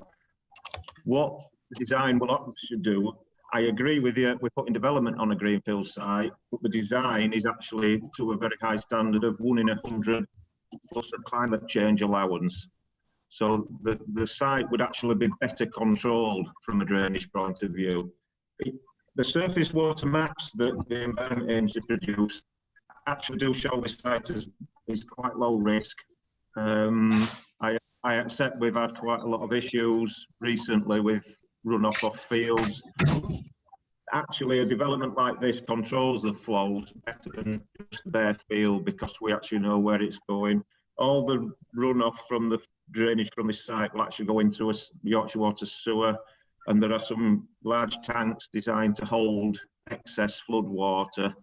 And then once the rain stops, it releases it slowly into the sewer. So I'm happy that the drainage provision will certainly not increase flooding in that area. Obviously, the developer's not under any obligation to prevent any existing situations outside his own site. One of the main areas around here where it appears to be sort of surface water is actually the football pitch next door, and that's just where water sits on the ground. Unfortunately, in this area, it's not suitable for soakaways, so the ground is not permeable, which is why the system of tanks and drains going into the sewer has been designed. So in some ways, it is actually probably a better system than existing to drain that flows. Can I just come back there, Chair? Certainly, yes, Councillor. Thanks, Paul. As I'm not a drainage expert and that I can only go on what I can see and what happens in the areas around us. And as you know, we've just had a flooding to do with these drainage in one of, in my area, which you are dealing with. But I just haven't got the confidence on these drainage parts that, this will not flood onto the surrounding houses there. Once the houses are built with concrete, will all the white rainwater then go onto the football pitch and that be something so they can play a football match? I'm just trying to sort of like get it into my head how all this will work. Yeah, I fully understand, Councillor, but the standard that they are designed to is very high. A 1 in 100 storm is far in excess of what we've been having recently.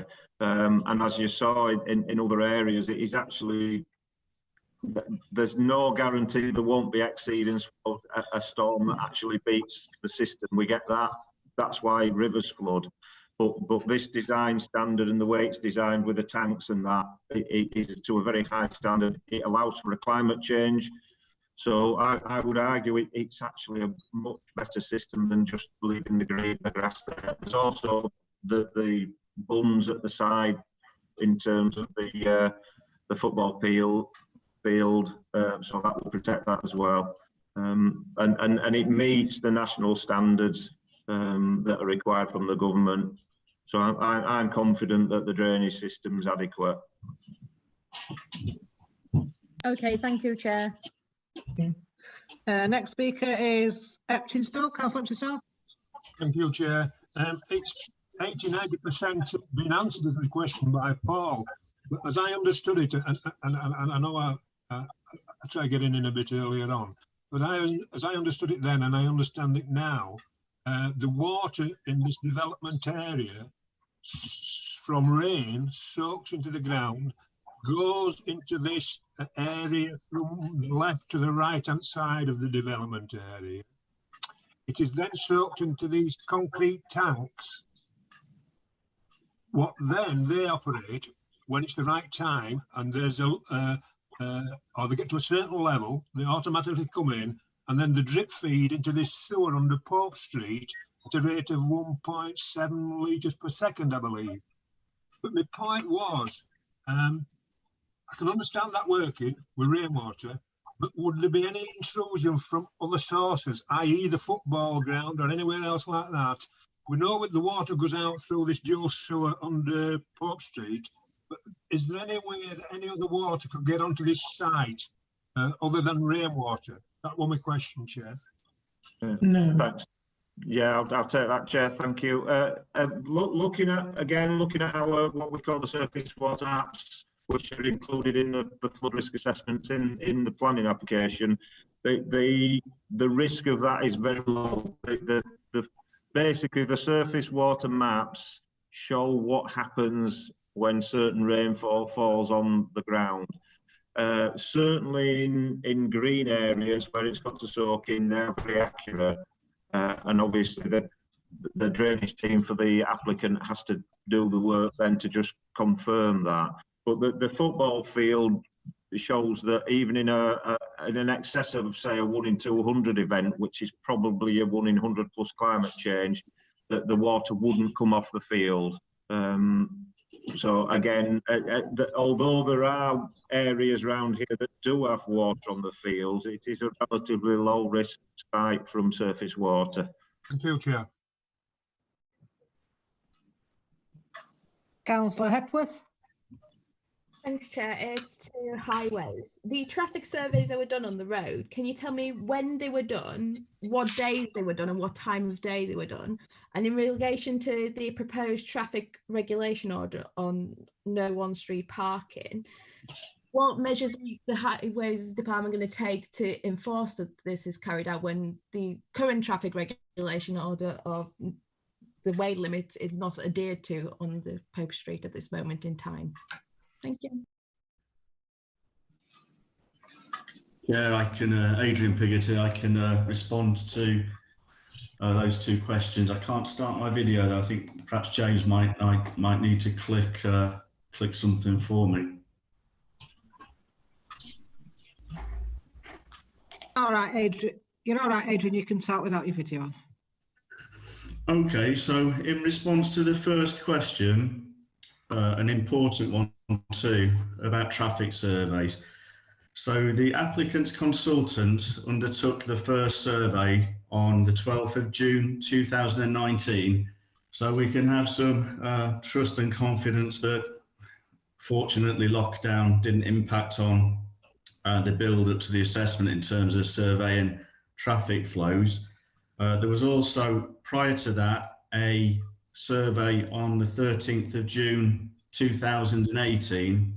The surveys were carried out between 7 o'clock in the morning and 9:30, so it more than covered what we call the AM peak, which is traditionally 8 till 9, and in the afternoon or early evening, that was between 4 p.m. and 6:30 p.m. Now, I was very conscious of the local concern on this application, and it's had a lot of highways officer time. It's one that I personally have assessed being a larger major site, which isn't always the case. We do get many hundreds of applications a year. And so I've made 3 visits to this site now, a few of which have been with Michael, and we've also met the applicants.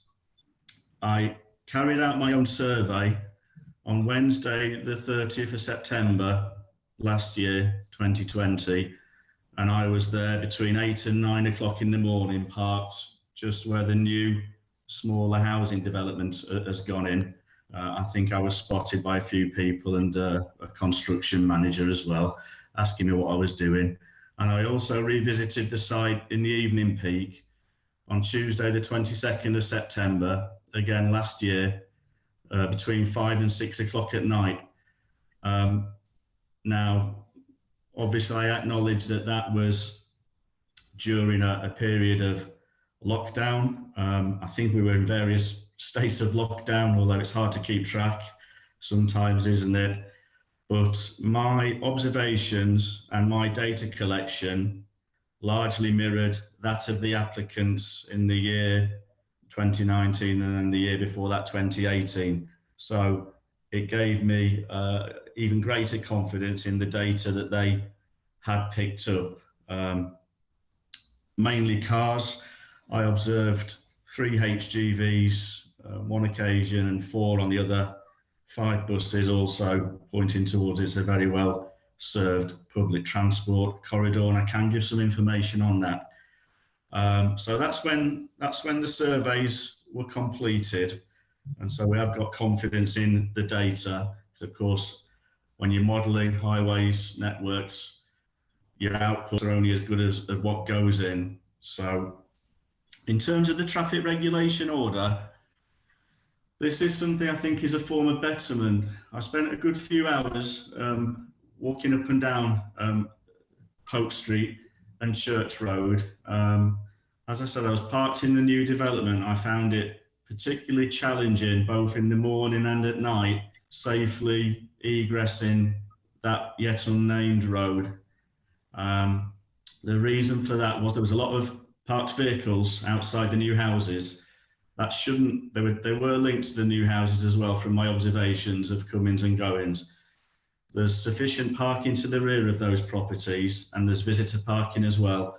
And there was a lot of spare capacity at the time I made my observations, pointing to the fact that people were casually pulling up for 10 or 15 minutes, impacting on the sight lines. Now, I know that is a separate area, not directly linked to this planning application, but this planning application does present us with a good opportunity to make this corridor safer. From my observations, most of the residential units, if not all, and that's also zooming in on satellite view, do have either driveway parking or rear areas of parking to the rear of them. Now, that said, the key here is that we've got the funding from the applicant, or we will have, subject to consent. And that's always a good starting point. So we want to put double yellow line waiting restrictions supported by a legal traffic regulation order to ensure that if necessary, and if problems are flagged up by local people or indeed new people that move to the area, we can actually enforce. And without any form of waiting restriction or supporting legal traffic regulation order, our hands would be tied and we wouldn't be able to do anything. Now, there is a consultation process, and there are many examples out there of where double yellow line waiting restrictions have gone in, but somebody hasn't got the luxury of a driveway or a small service road to an area behind a line of perhaps more historic cottages, for example. And that can be dealt with as part of that process. So there would be areas, if required, where you wouldn't see the double yellow lines and parking was facilitated for those people that needed it via that consultation. So I think in terms of maintaining sight lines and visibility, which some applications that have gone to previous committees, we haven't always been able to do, and there's been key concerns from members, and rightly so, as to parked vehicles very close to a proposed new access or 2 points of access that we have here. So we can secure the 43-metre sight line, which is what we need to do for a 30-mile-an-hour road. And I think that probably, hopefully, covers off those two questions. And I'm Chair, I can talk more about the trip generation, the vehicles generated by the proposal before us this morning, and also a little bit about public transport if members might like to hear that. Can I come back? Yes, please? Okay. On your first point, so you've only been on a Wednesday, you haven't been on a Saturday when the football pitch is in operation. That's right, yeah. Which is probably on the morning, notwithstanding people going to work, is one of the busiest times the road sees activity, and it's probably one of the most dangerous because there's a load of children running around trying to get onto a football pitch. But that's more of a point. On your second one, I understand your points on the traffic regulation order, but the point stands, there's a traffic regulation order on that road already about the weight limit of trucks, and they're still coming through, because there's not a week that goes by that I don't have representations from residents about trucks coming through. So you saying that there's the powers there to enforce it doesn't mean much to me, because there's a current traffic regulation order is there that for the last, as long as I've been a councillor there, has not been adhered to. And I can probably say with confidence, the tenure of most of my other colleagues' time being councillors there hasn't been adhered to. Thank you, Councillor. Chair, to the very best of my knowledge, there's no traffic regulation order along the corridor, the area we're looking at. It's at the bridge. It's at the bridge where you can't go. Yes. The 7.5 ton lorries coming through, the traffic regulation order to stop lorries coming through. And I've had pictures sent by residents weekly about lorries coming through. So there is regulations on that road to stop things. Yes, I was sorry, Councillor. Confidence of the what provisions are you going to make sure that on that road, the yellow lines, that there is that people will not park on it? Because as much as everyone says there's parking provision, but no one takes a blind bit of different notice about it, and they'll park wherever they want to park. Okay, thank you, Councillor. I'll deal with the weight restriction first before I talk a little bit more about parking enforcement. So the weight restriction is at the bridge. It's a traffic regulation order that is called a plug. It extends for about 65 metres, and that prohibits any vehicle over 7.5 tonnes passing through that, essentially that pinch point.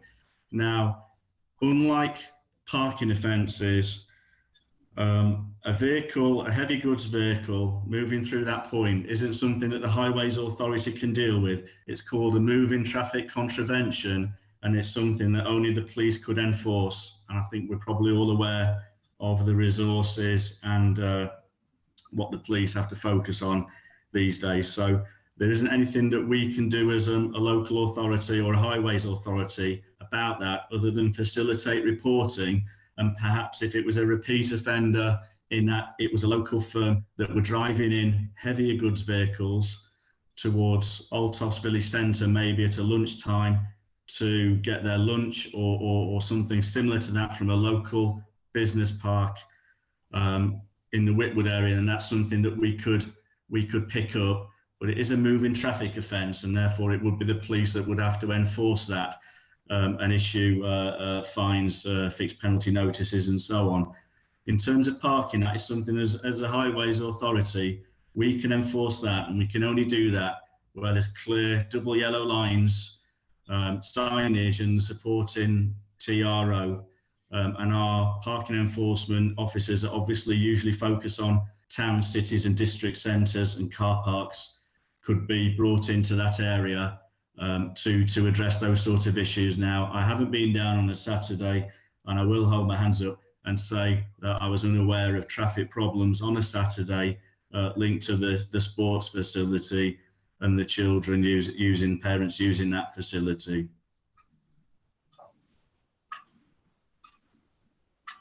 Thank you, Chair.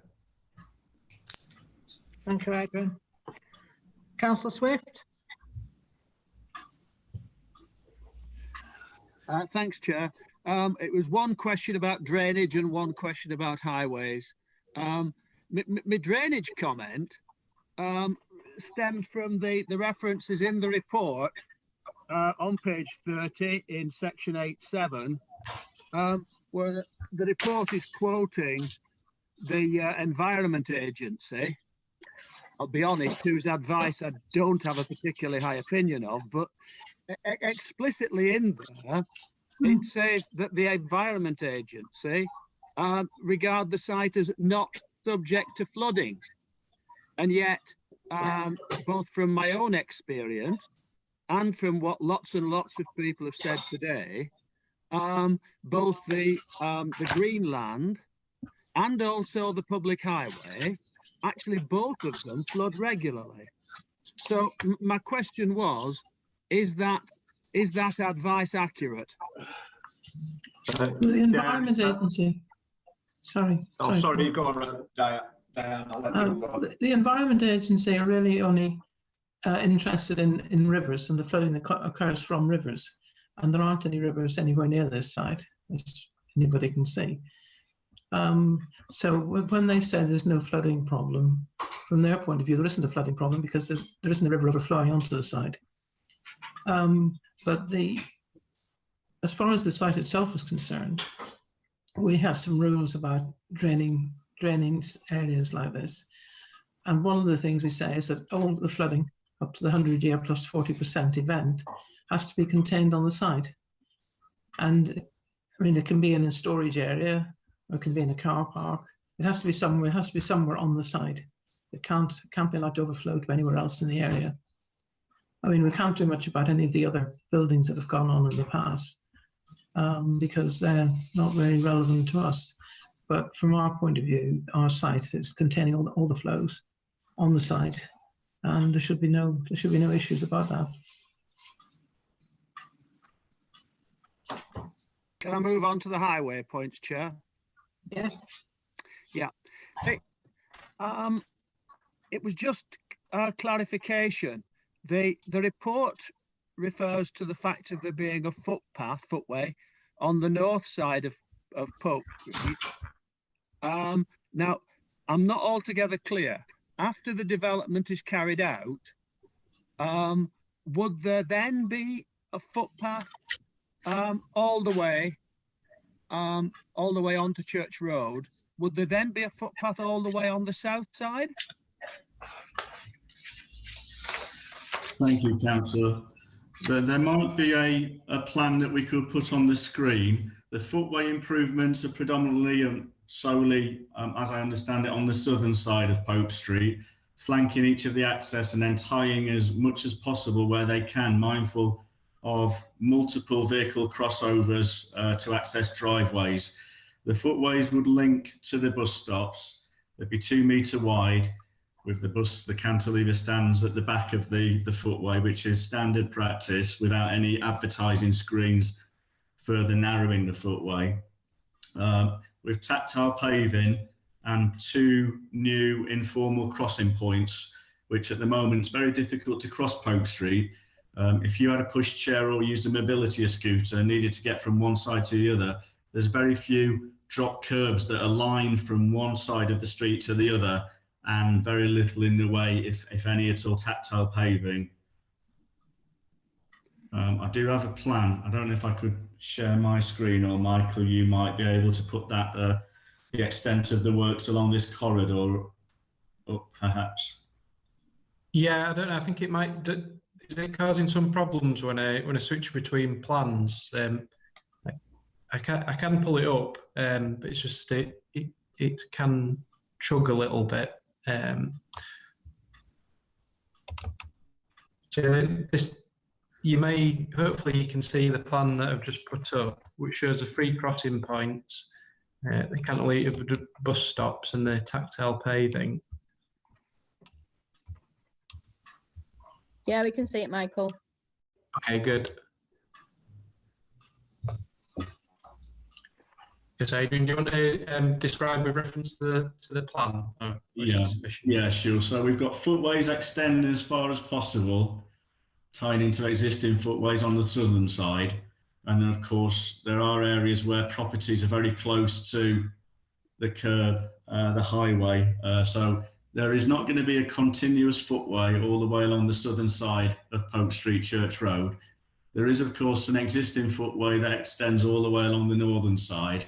So you can see there where we've got the proposed tactile drop crossing that we're trying to facilitate crossing movements, again, to the northbound bus stop and so on, where at the moment there obviously are residential properties both sides, but there's no form of drop curb or tactile. So this is a form of betterment. I think it will improve the conditions for pedestrians and public transport users along this corridor, along with the waiting restrictions that we've already touched on.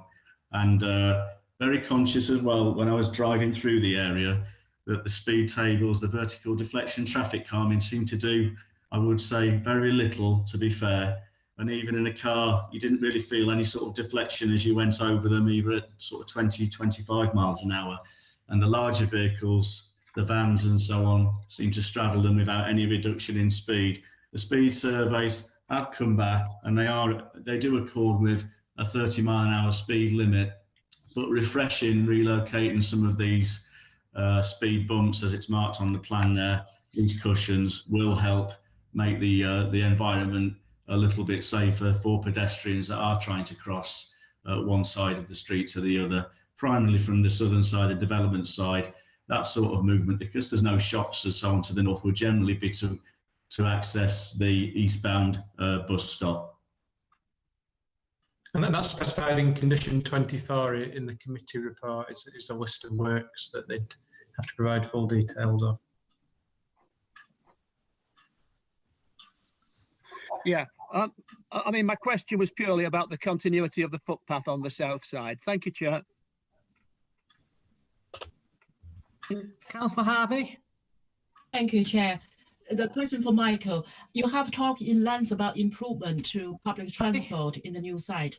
So I just wonder, is there any discussion at all on the reopening of the out-of station, which is still there, but it will help to accommodate increase of residents and also industrial workers working on the site in the area?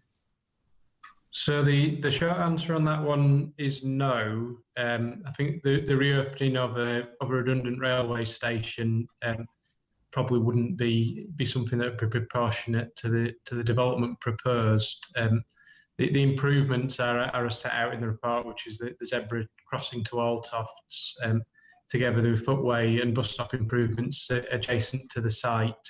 And the advice of officers is that's a sufficient and proportionate level of improvement. I don't believe the opportunity to reopen Altofts station has been explored, but I think it would be pretty unlikely that the cost of that would be anywhere near bearable by the scale of residential development proposed, albeit obviously that would be a beneficial thing. Thank you. Thank you. Councillor Heptonstall, did you want to come back in? Yes, please, Chair. And back to these tanks, stroke sumps that's going to fill with water. If this application is approved, whose responsibility is to maintain and service these automatic pumps, and how long for are they committed to tend them? Yes, Chair, it's Paul Madison. Councillor, it will depend on, part of the system will be Yorkshire Water, the sewers. I'm not sure if the tanks would become Yorkshire Water's responsibility, but if not, it will be a management company who would actually look at those. The tanks don't have any pumps or anything, so it's relatively low maintenance. But they do, as part of the planning, they have to tell us who actually is going to look after it. They have to have a maintenance plan, and then that could be a private management company or Yorkshire Water. Thank you. My understanding is that the applicant does intend to have them adopted by Yorkshire Water, but the applicant could clarify that if required. Thank you, Michael. Thank you, Chair. Councillor Blizzard. Thank you, Chair. Michael, in your opening remarks, when you were talking about the application, you mentioned something about asbestos. your aerial photographs up on screen. Could you show me where the asbestos is? And I'm surmising it's at the buildings that's there now. That's correct. So it came up in one of the trial pits done. So it was a relatively low level of asbestos contamination, and they did a risk assessment and a remediation strategy, or an outline remediation strategy that needed detail on, which is required as part of these conditions. But essentially, you're correct. It's in this sort of area. So they would have to do an asbestos survey of the buildings, clear the buildings, and then do further testing around the asbestos affected area, remove the hotspot, and then also other soil materials that would need to be stripped to make way for road would need to be stockpiled and tested to make sure that material was free of asbestos. So effectively, there'd be a limited amount that would have to be dug and taken off site, but for the majority, subject to testing, further testing, it is recommended that it could be retained and reused, albeit in some instances subject to suitable cover. Okay, thank you, Michael. But Chair, could I ask, it may be Adrian, about the 30-mile-an-hour zone signs? Did I hear him say that there was some 30-mile-an-hour zones there? Sorry, councillor. Are you asking about the existing signage or concern over? Yeah, there's no existing sign in there, is there? Off the top of my head, can't answer that question. There should be signage on the approach to the village. There's not necessarily a repeater sign, what we call a repeater sign along this corridor. There's one further up, well further up. There's one a sign there, but I can't remember seeing any on that stretch of road whatsoever. You can't put repeater signs for 30-mile-an-hour limits where there's lampposts, is my understanding, because you have to assume that it's 30-mile-an-hour limit if there's lampposts and no other restriction or advisory speed limit according to the highway code. Is my understanding, Adrian? Yeah, as the default position, anywhere with residential and street lighting always defaults down to 30 miles an hour. But in terms of gateway to an entry point such as this, somewhere along the approach towards Expressway and further to the west of Altofts, there would be 30-mile-an-hour signs. And unless that changes, then a driver just has to assume that there is no change in speed limit as they progress along a corridor such as this in a residential urban street lit environment. Yeah, I thought it was just, you know, the road signs with your lampposts, but I was just making sure that I were right, because it's a long time since I passed my driving test. And thank you, Chair. Councillor Swift, did you want to come back in? Yes, Chair. It was just a follow-up to the query earlier about reinstatement of Altofts Station. I mean, obviously, we wouldn't expect a development of this size to carry the cost of something like that. But the question was simply just seeking confirmation that the development as proposed wouldn't actually prejudice the reinstatement of Altofts Station. No, that's correct. The site is at a much lower level than the railway embankment, and there's no infrastructure or space that would be required for a station that the site would intrude within. There's certainly no safeguarded land, and Network Rail have been consulted on the application and haven't raised that as an issue, and I'm sure they would have if they were mindful of safeguarding some land to reintroduce the station. Thanks, Joe. Thanks, Kevin. Right, there's no more questions. Councillor Bazard. Sorry, I didn't know if you'd seen me hand up. Just going back to the asbestos, Michael, when this is going to be done, would the residents be notified, or is it something that you would just do under development, you know, regulations, conditions, and that, or would you inform the residents that live there? You know, live quite close to it. There's some, you know, residents there I can see on the aerial photograph. So yeah, if I can answer that, So there'd be a requirement to agree what's called a construction environmental management plan, or a KEMP, before development commenced, in the event that it was approved. That would specify various things: a dust control scheme, a noise control scheme, and also a complaints reporting procedure, and basically a method of residents contacting the site manager, which will usually be displayed on the site hoarding in a post. You know, they'd have a number and a way to contact them. To a certain extent, whether residents would be directly notified, as in whether someone would knock on their doors or put a leaflet, would be partly down to the considerate constructor's code of practice.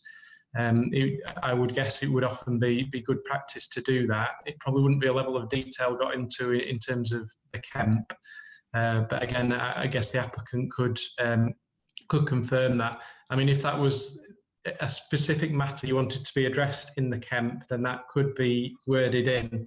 You'll note in condition 5, there's a list of measures that be required, which, as I say, does include incident logging and reporting procedures. If it was a matter of concern, that could potentially be worded in a method of communicating to residents when sensitive activities were to take place.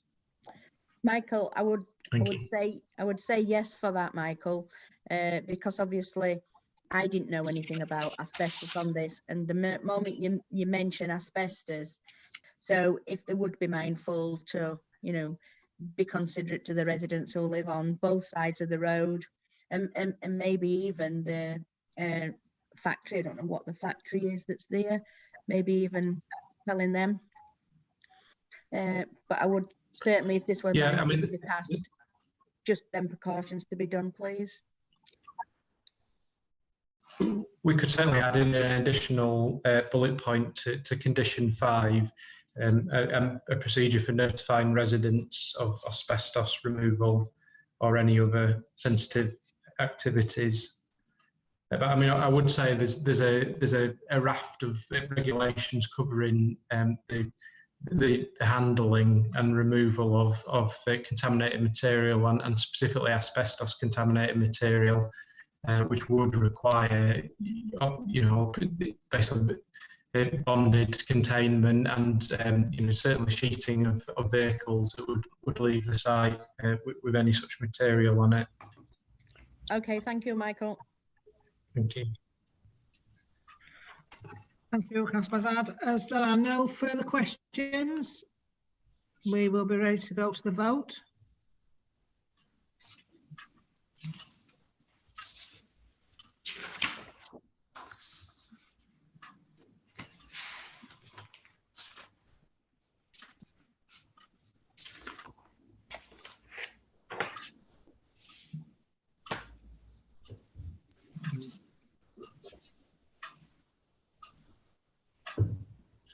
Comments?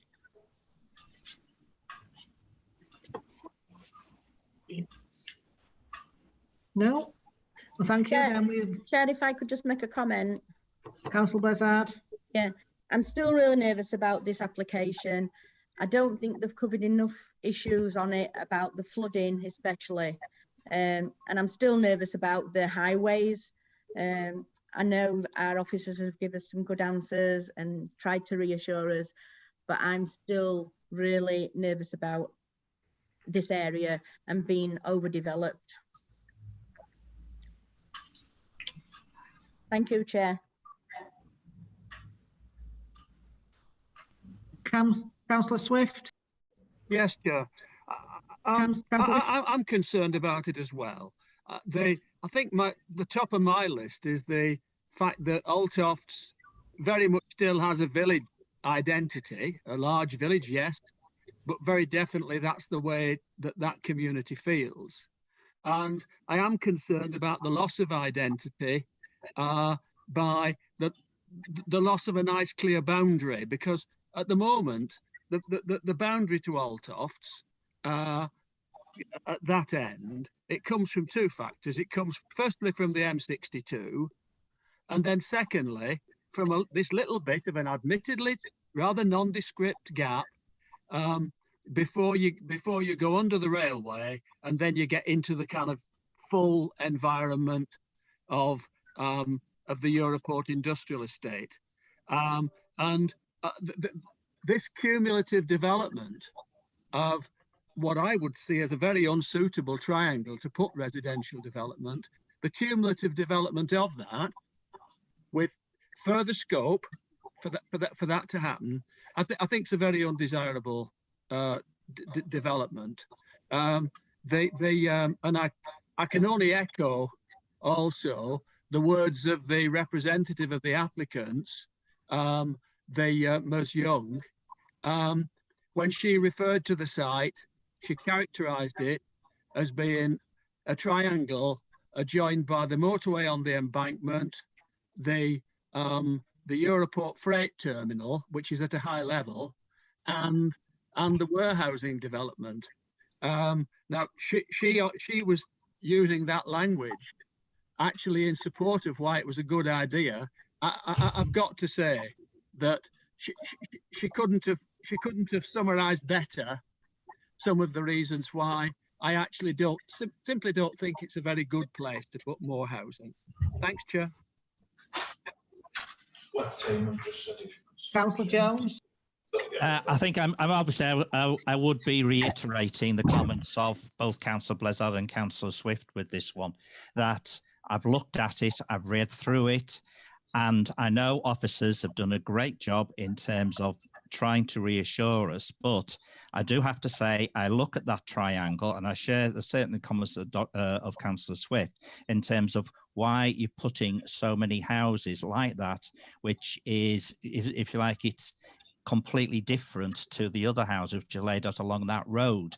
And I still maintain that that road is too narrow. It worries me. And my name will be on a vote for that. And so I am therefore very concerned. And I still think there's still too many questions remaining in terms of being answered. The whole thing worries me. It really does. And I don't feel that I've been reassured by the sort of things I've heard today, albeit in great detail. I am very concerned. Thanks, Chair. Thank you, Councillor Jones. No more comments and questions. Therefore, we will go to the vote. Can I ask Claire to be ready, please? Members, if you would like to put your video on. How is that?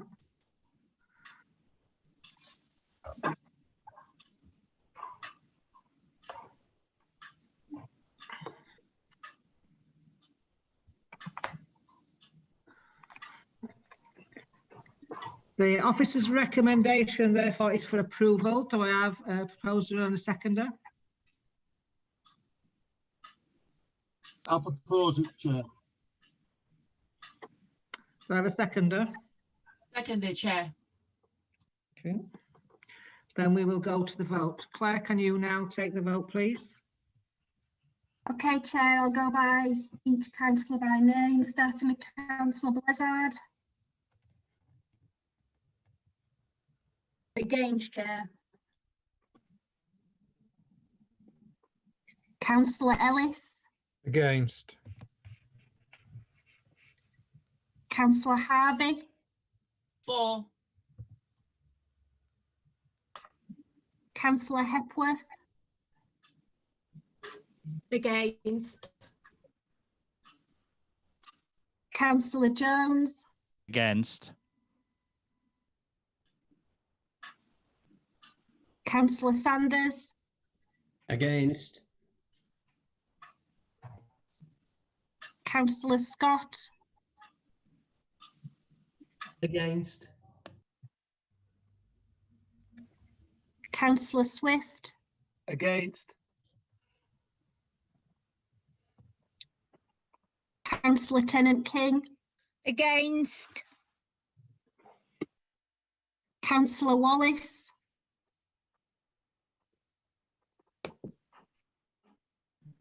For. Councillor Williams. Against. Councillor Heptinstall. For. Councillor Pickham. For.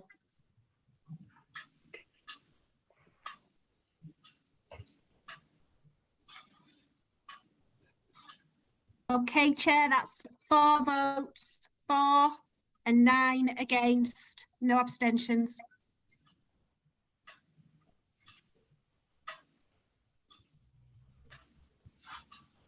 Hello, Chair. It's Kevin Winter, the planning solicitor. I'm just trying to be helpful. Of course, that motion has now been defeated. Yes. So you now need a motion for refusal and a proposal and second, and then you have a vote on that.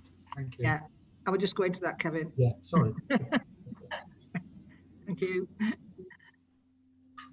As I say, that is defeated. Can I announce a proposal and a seconder, please?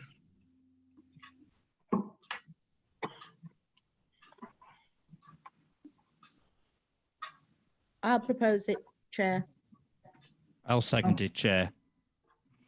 Okay. Claire, can you do the vote again? Is you're going for against the proposal?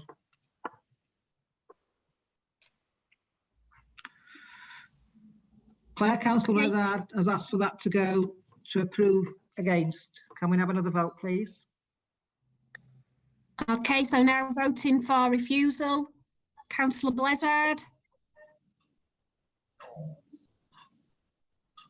Refuse.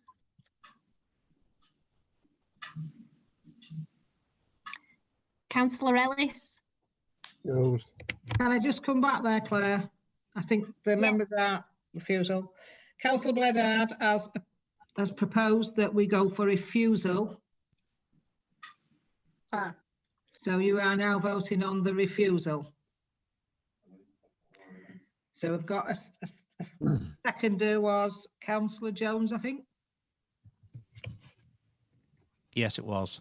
Thank you. So now we have to go, the proposal on the table now is for a refusal.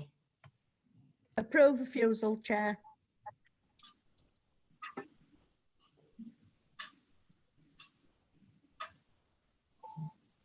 Okay, Chair, so to confirm, Councillor Blizzard's vote was for refusal.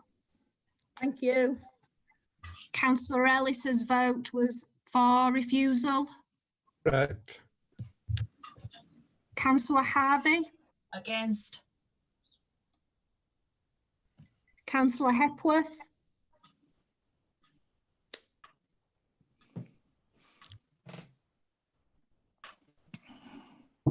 Sorry, for refusal.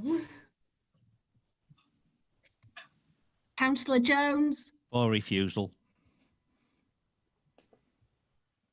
Councillor Sanders. For. Councillor Scott. For. Councillor Swift. For. Councillor Tennant-King. For. Councillor Wallace.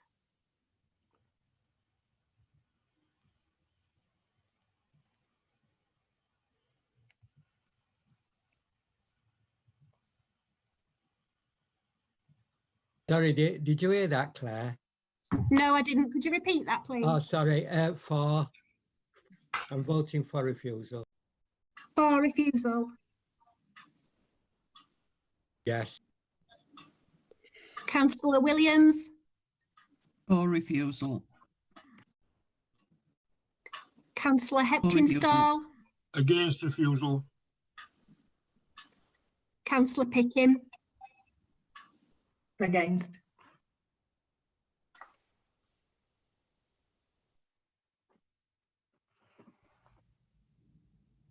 Okay, Chair, so that's 10 votes for refusal and 3 against, no abstentions.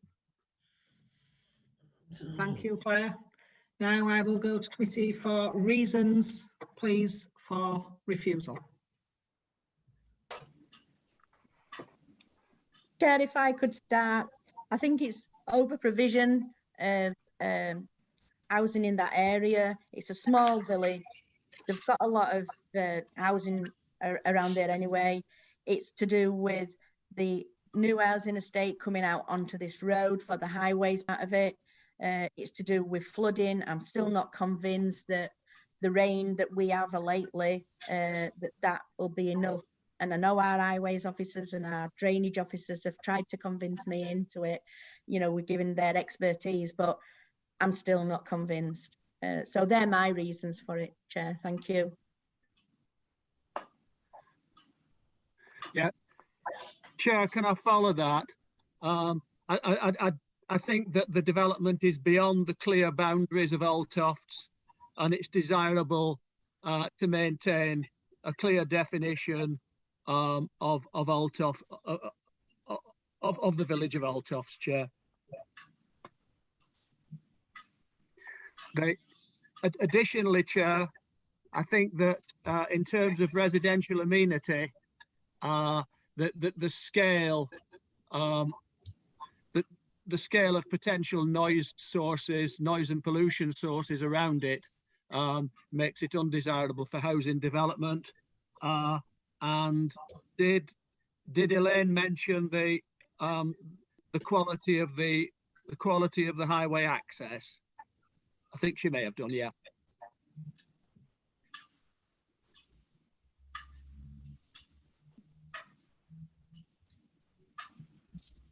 Hi, councillors. It's Ian Pollard.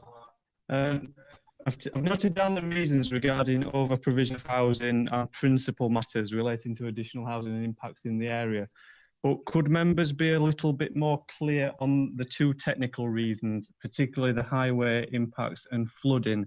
Because to go to appeal on those matters, we've got to have a technical basis for refusal. So starting with flooding, is members' concerns that drainage impacts can't be mitigated by what's being proposed?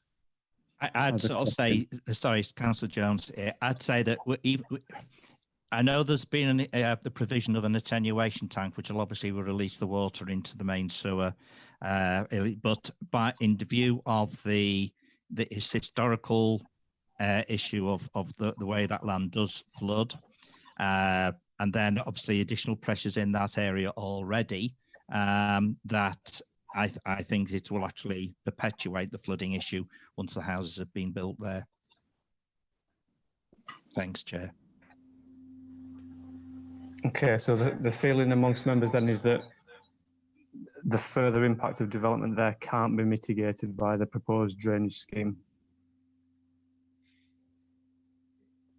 In terms of the highway impact, members have mentioned access. Can any member expand further on, if we're going to defend a highway safety reason for refusal, is there anything else other than means of access to and from the site that members feel would contribute to that impact? I think you've also, sorry, against Councillor Jones, I think you need to add on there, of course, is the railway bridge and how the road narrows. I think that's, and of course, potential build-up and road users getting impatient. I still feel that the pathway is too narrow, even with regards to putting bus shelters there, cantilever, irrespectively of that, given the fact that you're going to be putting significantly hundreds more people into that area, that the footpaths are not suitable for that, and therefore present a threat to safety of pedestrians and obviously to road users if pedestrian steps out. Thanks, Chair. I think also an argument about road capacity, because most of the surveys have been done on a weekday and didn't take into consideration the use of the football pitch by a large number of parents, both in Old Tofts and coming from outside the area to use that facility as well. Also, Ian, that when we come out of lockdown and things are running as normal as what you can expect to be normal, there'll be a lot of traffic on that road going from Wakefield, from Old Tofts to Wakefield, from Old Tofts to Castleford onto M62. There is a lot of traffic then, more than what we've got in this lockdown and in 2018. Yeah. Additionally, Chair, this overlaps with what colleagues have said.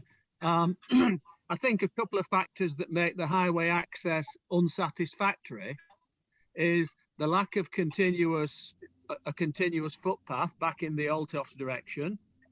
And I think a supporting factor was that the officers consider that if this development went through, there would have to be yellow lines put down, which always kind of tends to say to me that if you have to have yellow lines to make it okay, think twice about whether you should have it anyway. Also, Kevin's hit it on head. It's a village. It's not a town. It ain't a city. It's a small village that's been built up. Thank you, Chair. Thanks, councillors.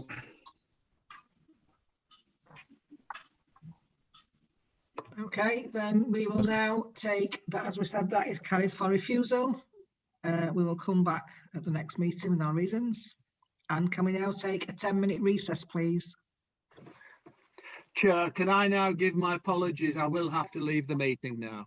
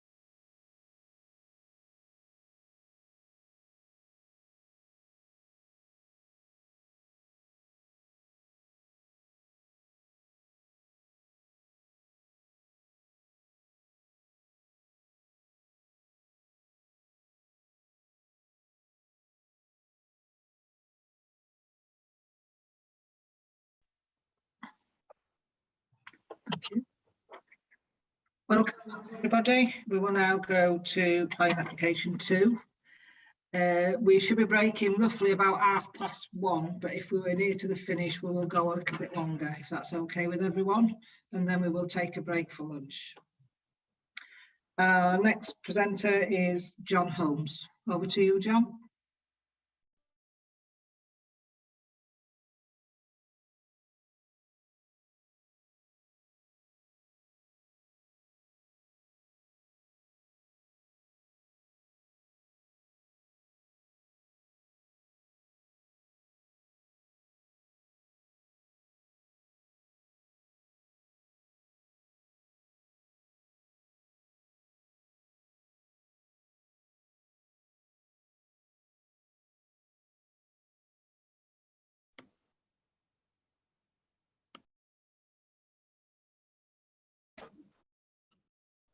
Apologies, Chair. Can you hear me now? Yes, John. Yeah. Okay, I'll apologies for that. Right, I'll start again. Members have been asked to consider an application for the construction of a building to be used for testing and inspection of vehicles.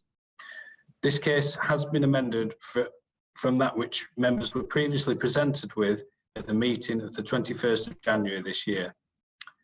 The amended scheme has seen the removal of car sales and a hand car wash. The site is within a special policy area, SPA 5, which seeks to develop land for leisure or employment uses. The nature of the proposed use is considered to constitute an employment use of the site. This shows the surrounding area, such units in employment use which are to the west of the site. There is a restaurant to the immediate north. Sorry, John, to stop you, but I don't know if other members, but I can't see what you're putting on there. I can't either. Neither can I. I Right. can't. Okay, let me try again. Sorry about this. I thought I was sharing my screen. We gave breaks in internet, John, so it's all right. Right, you're on now. Is right? So you can see my screen now. Can see you now, John. Thank you. Right. Thanks for pulling it up for me. Right, so I'll start again in terms of the surrounding area, which shows there's units to the west of the site here. There's a restaurant to the immediate north. Dwellings to the east and south of the site in this area here, and a recent approval for a car auctioneers on this plot of land here has been, like I say, approved recently. This shows the site itself. The building is to the northern part of the site. The access is existing, and it's going to utilise the existing access in here. This dotted black line along here. Sorry, I'll make this full screen. It might be a bit easier for you to see. This dotted black line along here is annotated as being an area that's left for future development, and it's not being used as part of this application. And this shows 3 parking spaces to the front, and the parking is also within the building itself, which is going to be used only for MOT testing and inspection of vehicles. The elevations have been amended slightly. There is more glazing on the elevation which faces Colorado Way. Other than that, the elevations remain the same as they were for the previous application. And this shows the layout of the building. This photo shows the site. The photo was taken a while ago, but it shows the site from the western boundary. And this shows the photo 3 is facing east across the site and shows land to the east of the site. The photo 4 is taken from the south of the site, shows dwellings on the right-hand side of the photo. It also shows the restaurant up here. And this shows the dwelling closest to the site. And finally, this is an aerial view which shows the whole area which are described earlier. A total of 50 objections and 26 letters of support have been received.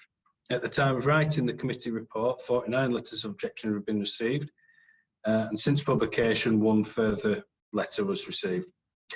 In summary, the objections raise concern regarding noise, odour and disturbance affecting the amenity of nearby residents, the impact of the development upon access and highway safety, overlooking, overshadowing caused by the development, visual impact, disposal of waste and impacts on air quality. 18 letters of support were received at the time of writing the committee report. A further 8 have come in since then. The letters of support raise considerations that the proposal would provide employment opportunities. Other legislation would control waste storage. The proposal is not considered to cause significant issues, providing measures are in place. The locality is commercial, the site is close to amenities for waiting customers, and the site is conveniently located for people to use. 1 letter of comment has been received, noting that the proposal has been amended from that which was initially proposed. The proposed development is considered to be acceptable in principle. The Council's Land Quality Team, Environmental Health Team, Highways Team raised no objection, subject to conditions.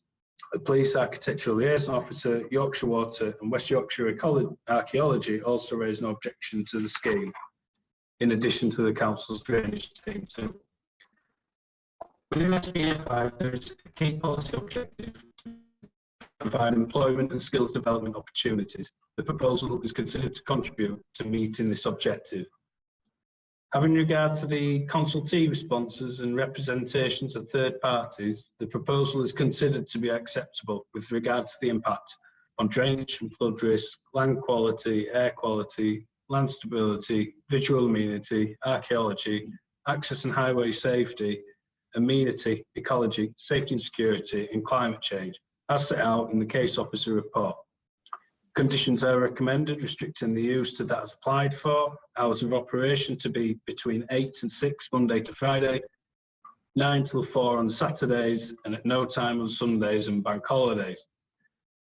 That no external storage is over 1 metre in height is undertaken, and that no sound amplification equipment is used are conditions which are also recommended. Conditions requiring submission of details to ensure no unacceptable level of contamination, as well as for written approval of details of boundary treatments, which specifically requires acoustic fencing to the eastern and southern boundaries, are also recommended. Members' attention is turned to the additional information document, which clarifies noise and odour control conditions previously recommended are no longer considered to be required by the Environmental Health Team. The proposal, in fact, it would be restricted to MOT testing only.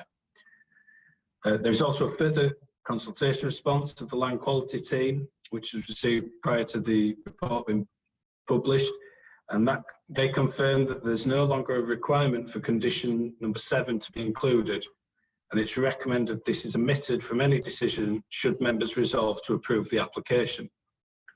To summarise the key changes from the scheme which was considered at committee in January, the applicant has amended the description of the development and the plans, removing reference to car sales and car hand washing. The submitted plans confirm land to the southern half of the site would remain undeveloped hardstanding. The use of the site and the building would be restricted to MOT testing and inspection only.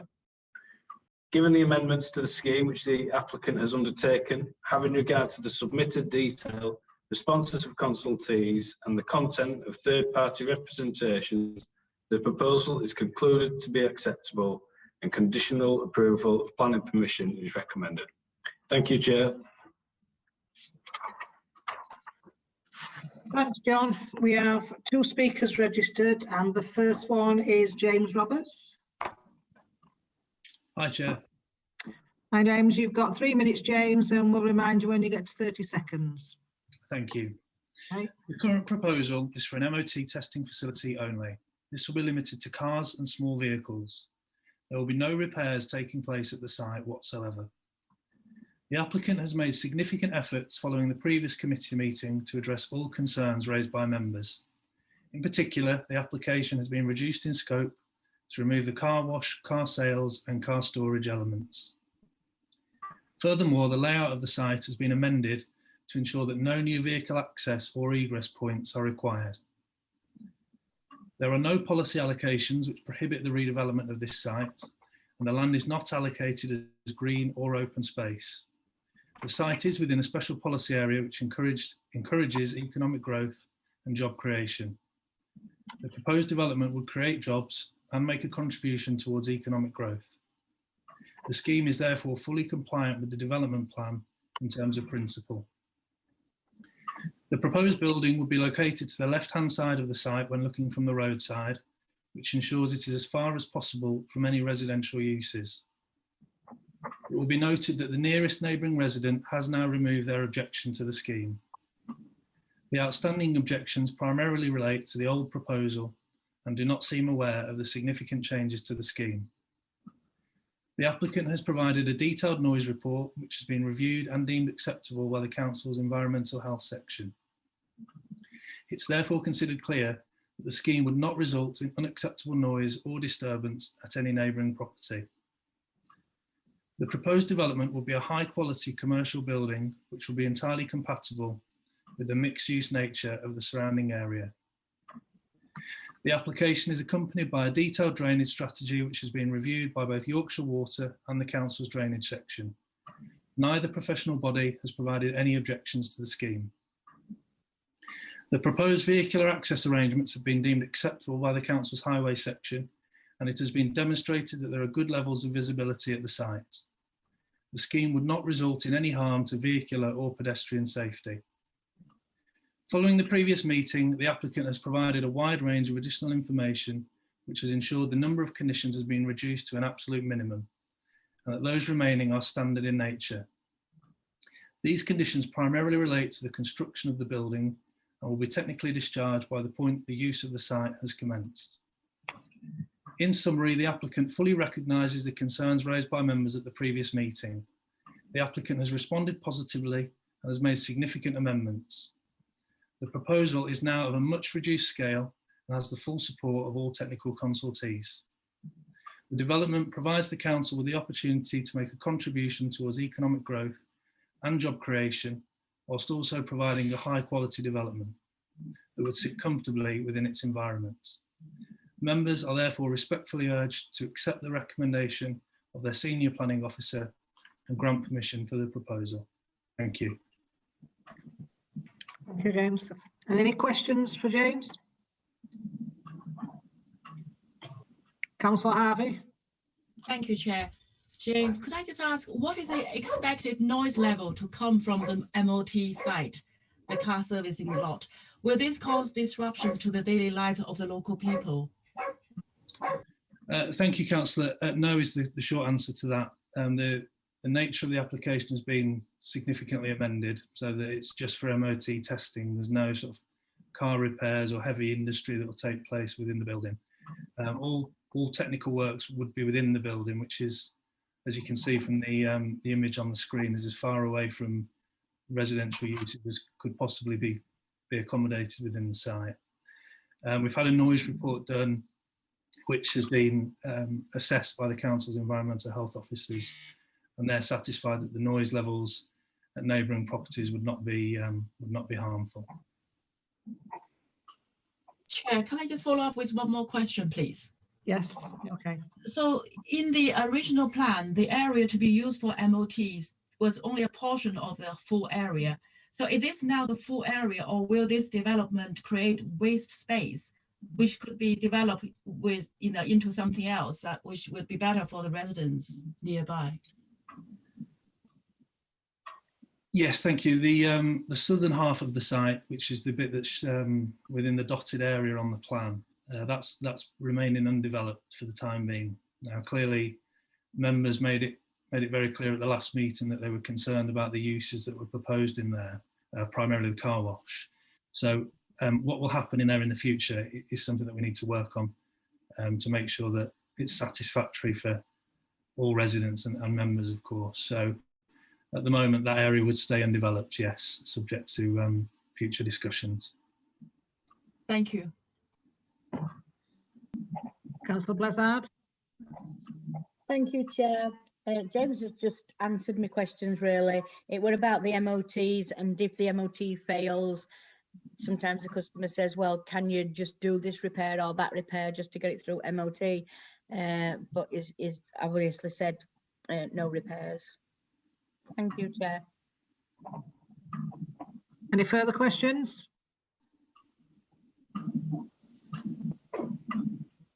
No, thank you then, James. Thanks. Our next speaker is Councillor Foster. Thank you, Chair. 3 minutes, Councillor, then I'll remind you when you get to 30 seconds. Brilliant, thank you very much. 3 minutes, Councillor, then I'll remind you when you get to 30 seconds. Thank you very much. Thank you, Chair. Whilst I acknowledge this scheme has been significantly reduced, it does not get away from the fact that amenity land is being removed.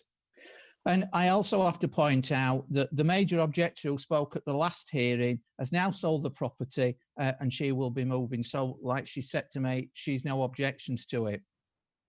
I think what we have to point out is that the development on the other side of the road, which you've seen on the map, the aerial photograph, the other side of Colorado Way is now fully developed. This one here, it's fully developed right up to the cafe at the roundabout. And if you look at the other side, further to the bottom end of it, that is now also fully developed with a car auction. So effectively what we're seeing here is that the amount of green amenity land is being taken away bit by bit. I also have to say, and along with other residents, I've got concerns that when the traffic flow and measurement was actually carried out, we were in major lockdown. The full implication of the traffic auction, the development that's been completed at the other side, would actually, we can't understand what it will be like when everything is opened up again and fully operational.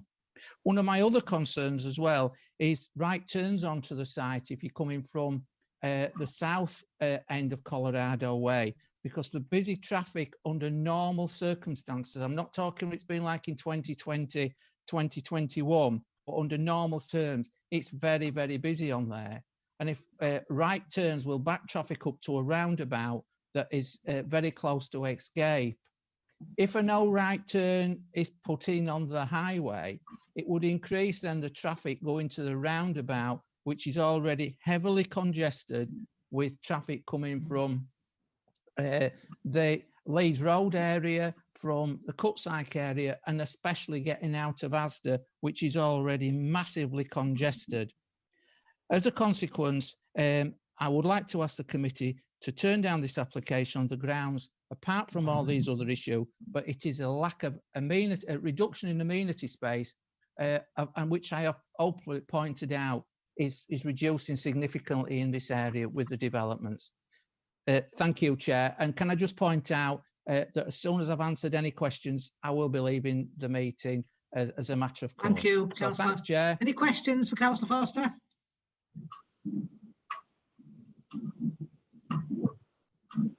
Yes, Chair. I can't. Councillor Blizzard. Sorry about that. Could you tell me when all, Councillor Foster, when all the houses were built, were there any amenity space? I'm looking at the aerial photo of the site. Were there any amenity space provided then?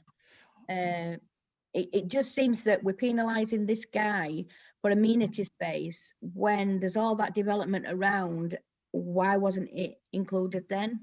Thank you, Chair. Thank you, Councillor Blizzard. I have just to say, like myself and other people, when Wakefield moved their officers from the rear of the skills exchange onto this site, I and other members of what they call the Glasshouse Forum were at meetings, and we were assured that it would be returned to grassed open land with, there were trees on it originally, and there was never, as far as we were aware, never any intention for this to be redeveloped. And I do acknowledge the fact that the purchaser bought this, the applicant bought the land in good faith, but I have to say that it is now so heavily built up in that area. you can see from the photograph there that it is only a very, very small grass area that now borders the road. The other side is just totally developed. Thank you, Chair. Councillor Scott? Thank you. Richard, looking at that photograph, aerial view photograph, there's a right turn into the restaurants, and it's actually painted on the road a right turn. So if it was possible to make it so there were no right turn going up and people had to go around the roundabout, would that improve things highways wise?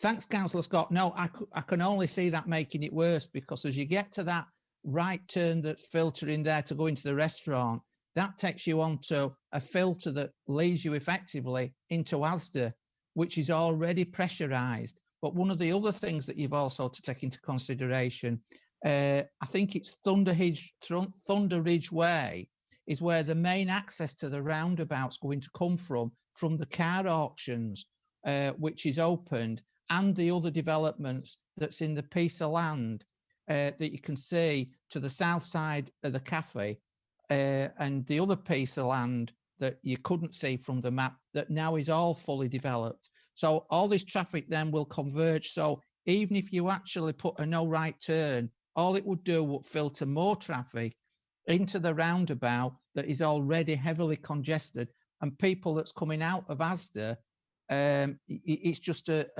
sometimes massive queues. So all it'll do is congest that area even more.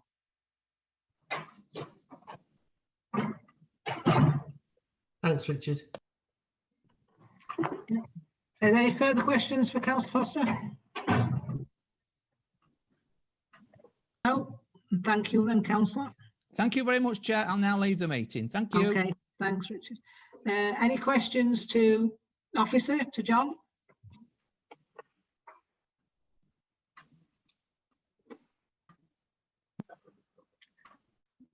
Councillor Scott? It's mainly on the highways, and I don't know if John will be able to answer this, or highways need to answer it, but I'm really concerned about the highways side of it, where we've got a right-hand turn for the restaurants, but not for this site here, because the road's not wide enough. And if, as Councillor Richard Forster says, the roundabout is really congested, and I live in Castleford, so I know for a fact that that's correct. What are we doing with asking for more and more vehicles to come this way, and especially if they're going around the roundabout as well? And if they're turning right, if we allow them to turn right, then there's going to cause a traffic jam behind them before they turn right. I don't know if Adrian's able to provide an answer. Yes, Chair John, can try to answer that. So I think one of the considerations of my colleague when he was assessing this application was the fact that it isn't a new access. It is an existing access to a previous office type development or office facility.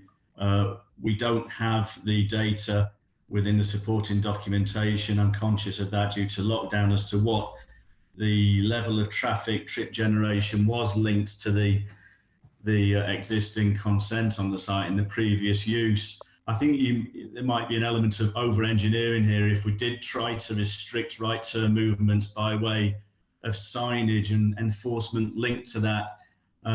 It might make road safety worse in that familiar users would be aware of signage prohibiting a right turn into the site, at the same time as more unfamiliar users that might be coming from slightly further afield, maybe less often or once a year for an MOT, deciding that they're not going to join a queue in traffic and go around the roundabout and then do a left turn only into the site. They could brake late and just decide that they're going to cut across a gap in the traffic and save themselves a couple of minutes and make that right turn anyway. We wouldn't be able to enforce that by anything other by way of a camera, for example, that wouldn't be possible. So I am satisfied with the arrangement and the access as it stands, mindful of the very limited, fairly modest trip generation of approximately 10 vehicles in terms of the time slots that will be accessing the site today. So that's 20 two-way movements, or potentially 10 right turns into the site, but arguably a lot less than that because there will be many left turns into the site. So for perhaps half a dozen right turns into the site over the course of a working day, and maybe 1 or 2 employee similar manoeuvres, in terms of severity and concerns with road danger reduction and turning vehicles, there were none from a highways development management perspective on this application. Thank you, Chair. Thanks, Adrian. No further questions? Councillor Williams? Thank you, Chair. My concern is, should this application be approved, can we ensure that no further development takes place on that land in the dotted line area without a new full application being submitted to the council? Yes, they would need planning permission to reuse that land for any new use. And we like I said, this application is based on the basis of the plans that they've submitted, which shows that as an area that's not going to be used for anything and is potentially going to be redeveloped in the future. So we have control over that if you were to grant approval. And can I also ask, do we have control over that area not being used for any reason if the MOT? Yes, we do, yeah. I mean, say they were going to, for example, fill it with cars and it become a car park, that's a change of use that we would need planning permission. So, we have control over what goes in there and what it can be used for. Yeah, I'm just thinking, if the people that work there start parking the cars in there, people that arrive early for MOTs parking there, then it would become a car park, for want of a better description. Yeah, that's a fair point. It's something I thought about when making the recommendation. But ultimately, we're only approving an MOT use of the northern part of the site, and if the southern part starts being used for a different use, that is a material change of use of land that needs planning permission. And if it were to arise, our enforcement team can get involved if needed, and a planning application would need to be submitted. Yeah, so can we condition this as part of, should we be minded to approve? Well, there is a condition on there that restricts the use to MOT only. So I would say that condition would allay your concerns in that respect, because it's tying it down to only MOT vehicle testing and inspection of the site, or use of the building. If they do use it for anything else, we're then down to enforcement, aren't we? Which we all know can take time and effort.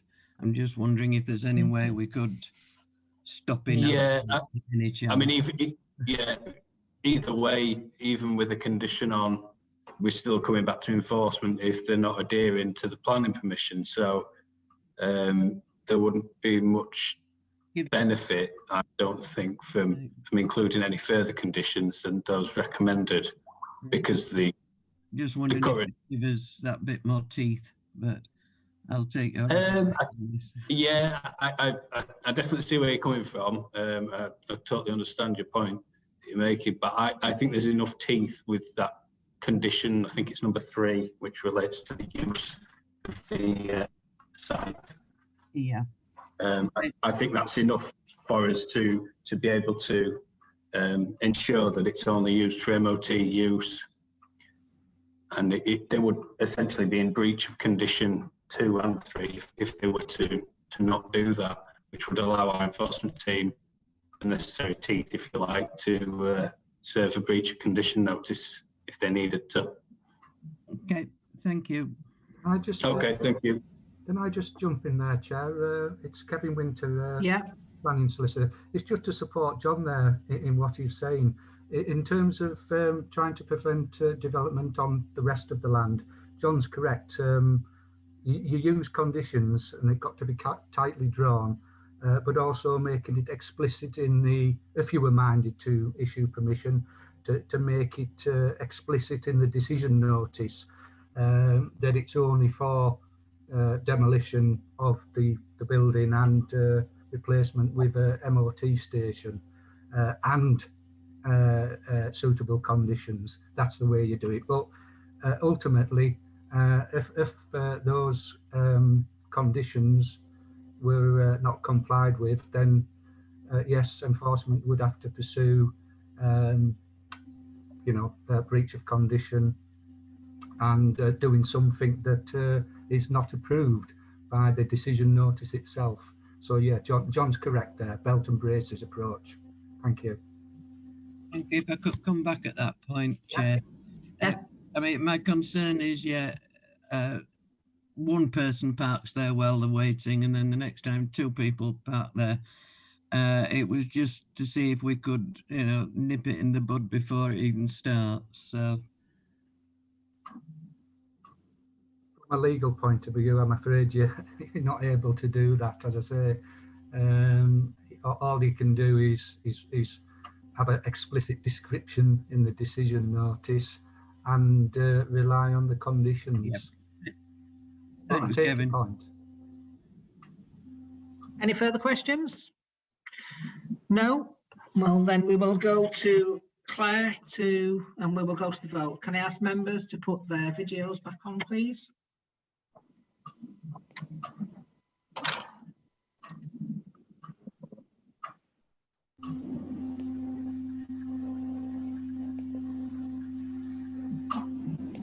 And get our videos on, Sandra. I think John needs to take his. Yeah, he's got it. Yeah, he is doing. Thank you.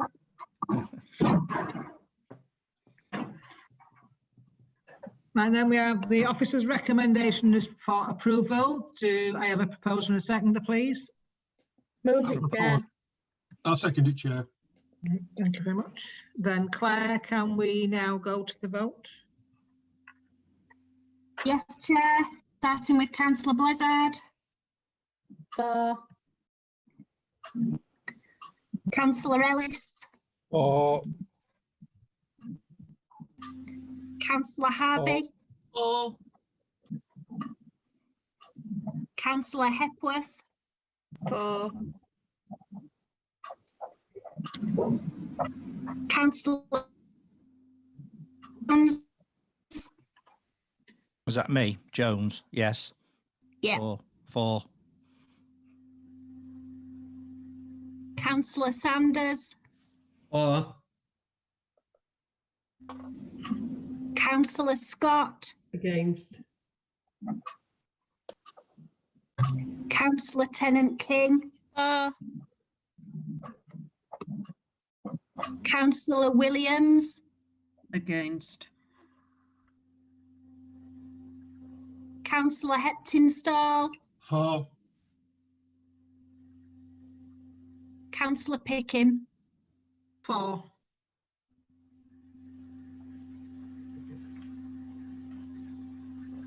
So to confirm, Chair, that's 9 votes for, 2 votes against and no abstentions. Okay, thank you, Claire. Can I just say then that is carried, that is approved. I think, as we said, near 1:30, so I think now is the time to break for lunch. Can I ask Gregor to now turn off the live stream, please?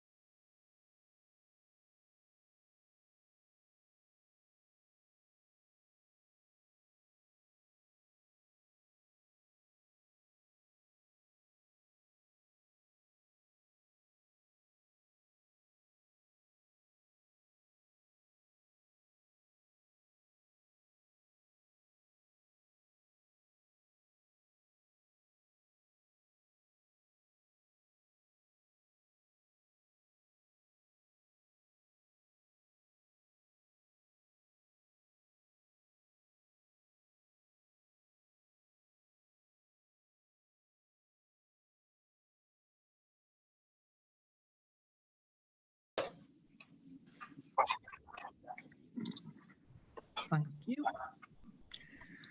Right, welcome back everyone. Next item on the agenda, 6.3, is new dwelling house at Woolley, and Nia Thomas will do the presentation. Over to you, Nia.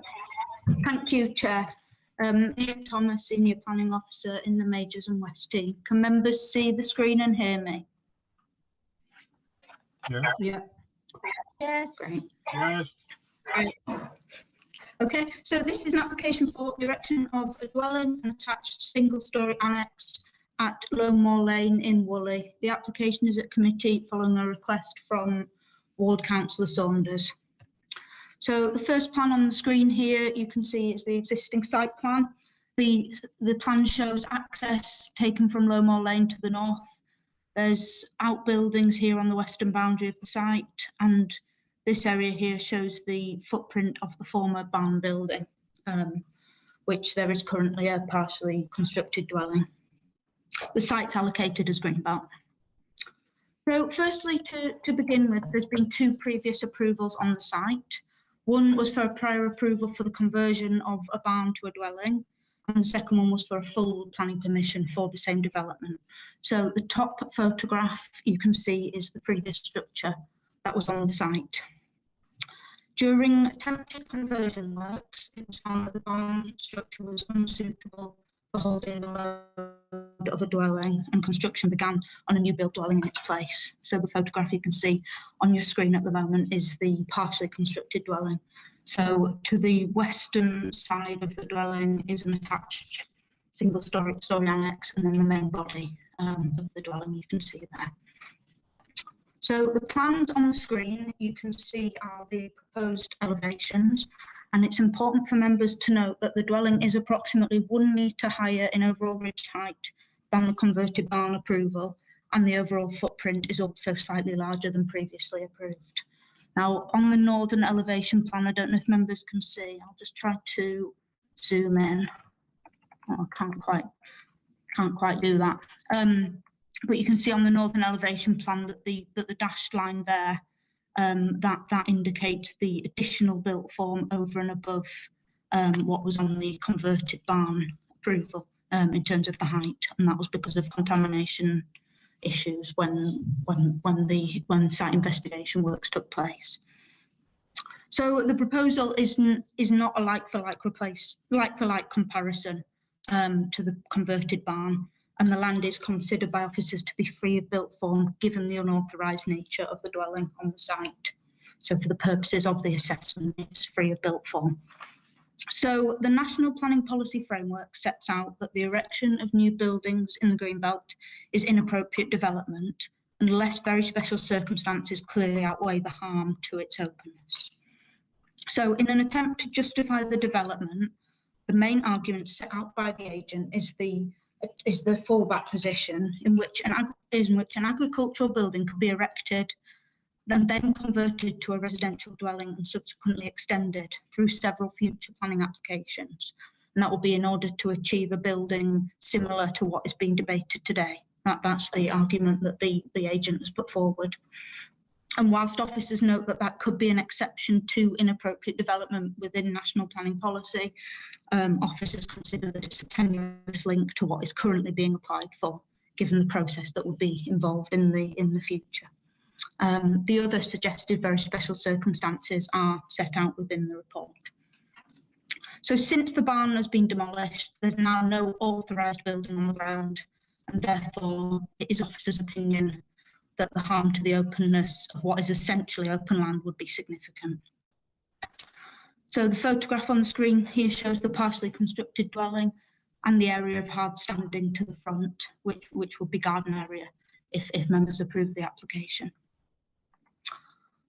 This photograph here shows the rear of the site, which is also greenbelt.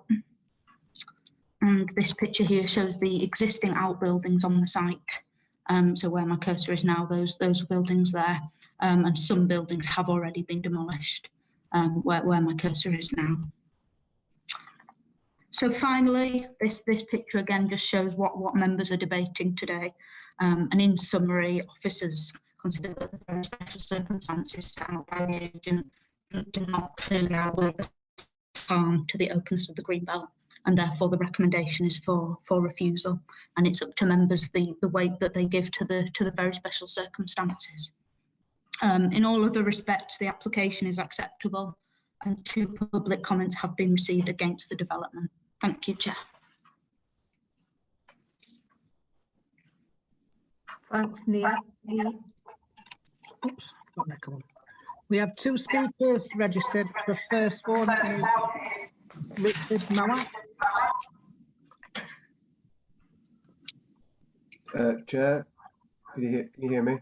Yeah, you've got 3 minutes, and I'll remind you when you get down to 30 seconds. So whenever you're ready. Yeah. Thank you. Chair, members of the committee, the opportunity to speak is very much welcome.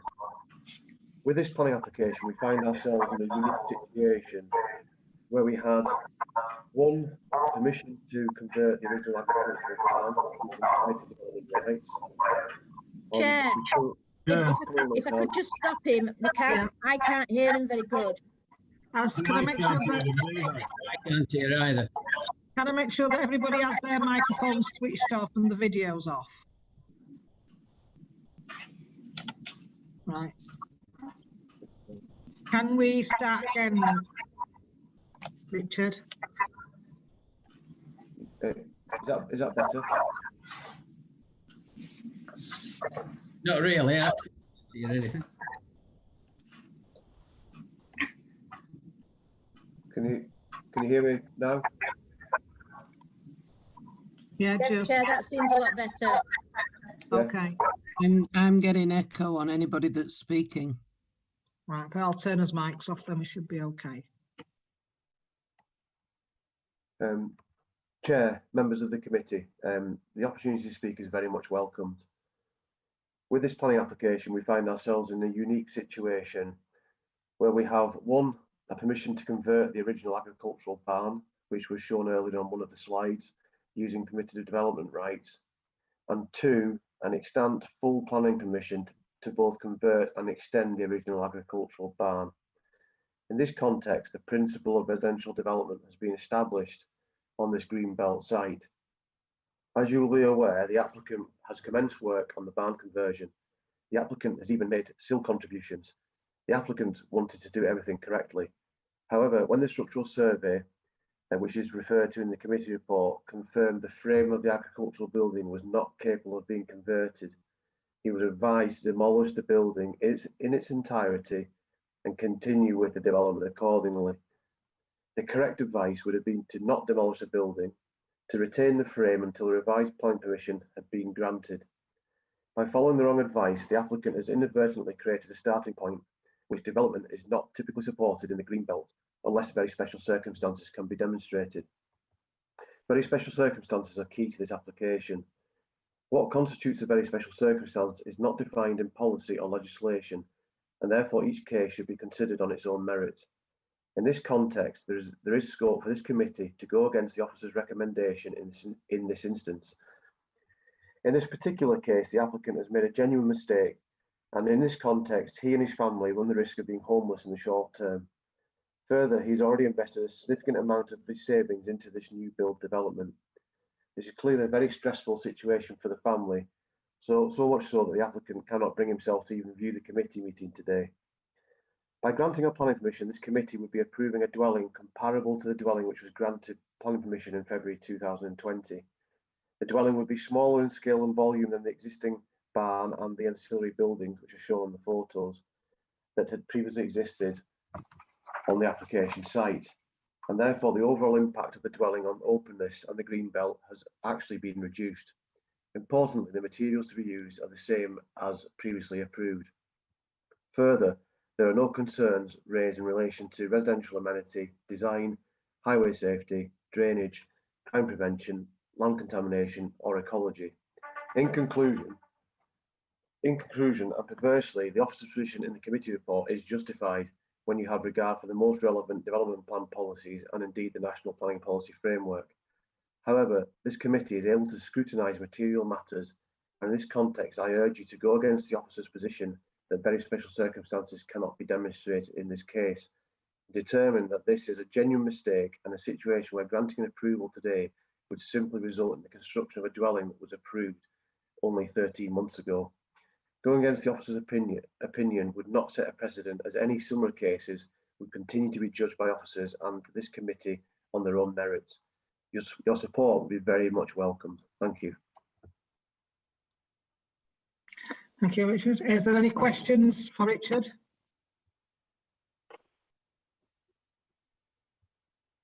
Can I ask a question, Chair? Yes, Councillor Bazan. I still can't get my hand function up. Sorry. Richard, could I just ask then, the application what's in front of us were passed in 2020.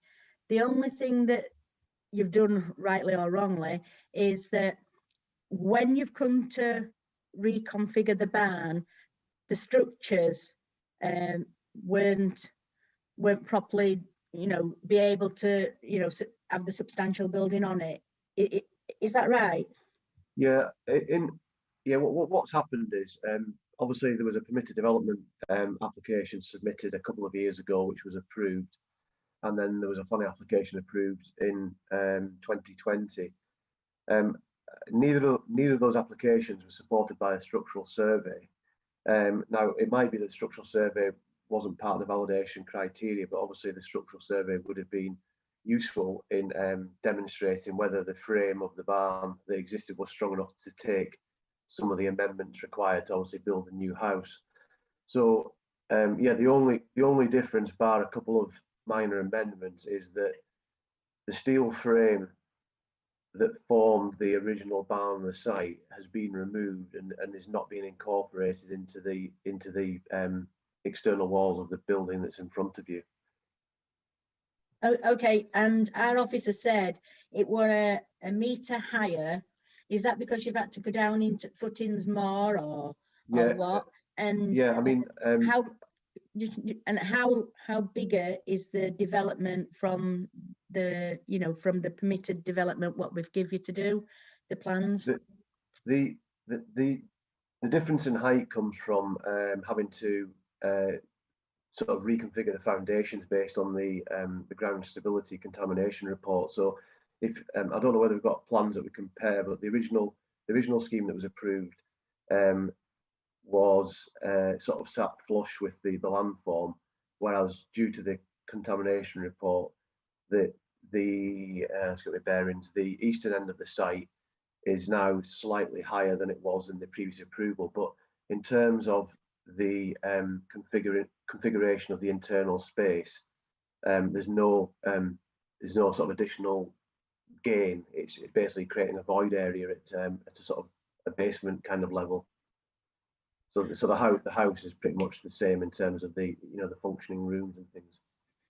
Okay, could you just clarify, when you say contamination, it makes me really nervous because I think of all types of different leachates and stuff like that in the soil. When you're saying contamination, are you saying it about the steel structure? No, I mean, you have to excuse me. It's obviously, I'm a planning consultant, so in terms of contamination, it's not my area of expertise, but I believe it's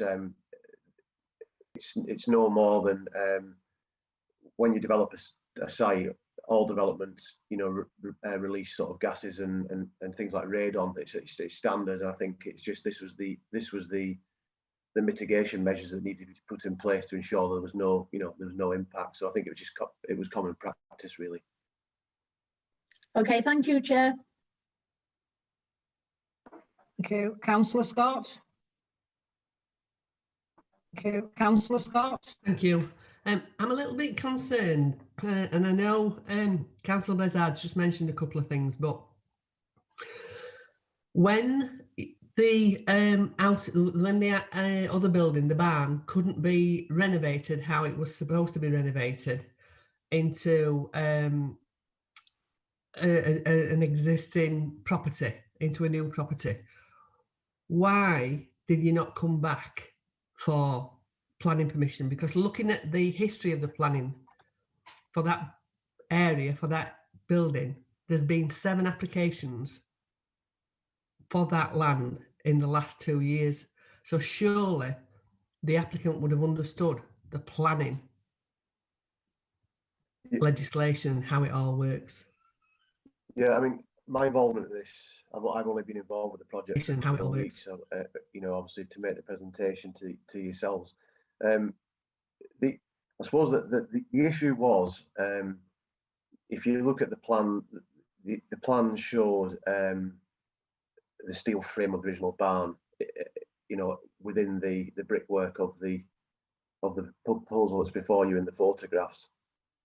And when it was found that that wasn't capable of taking, you know, it wasn't structurally strong enough to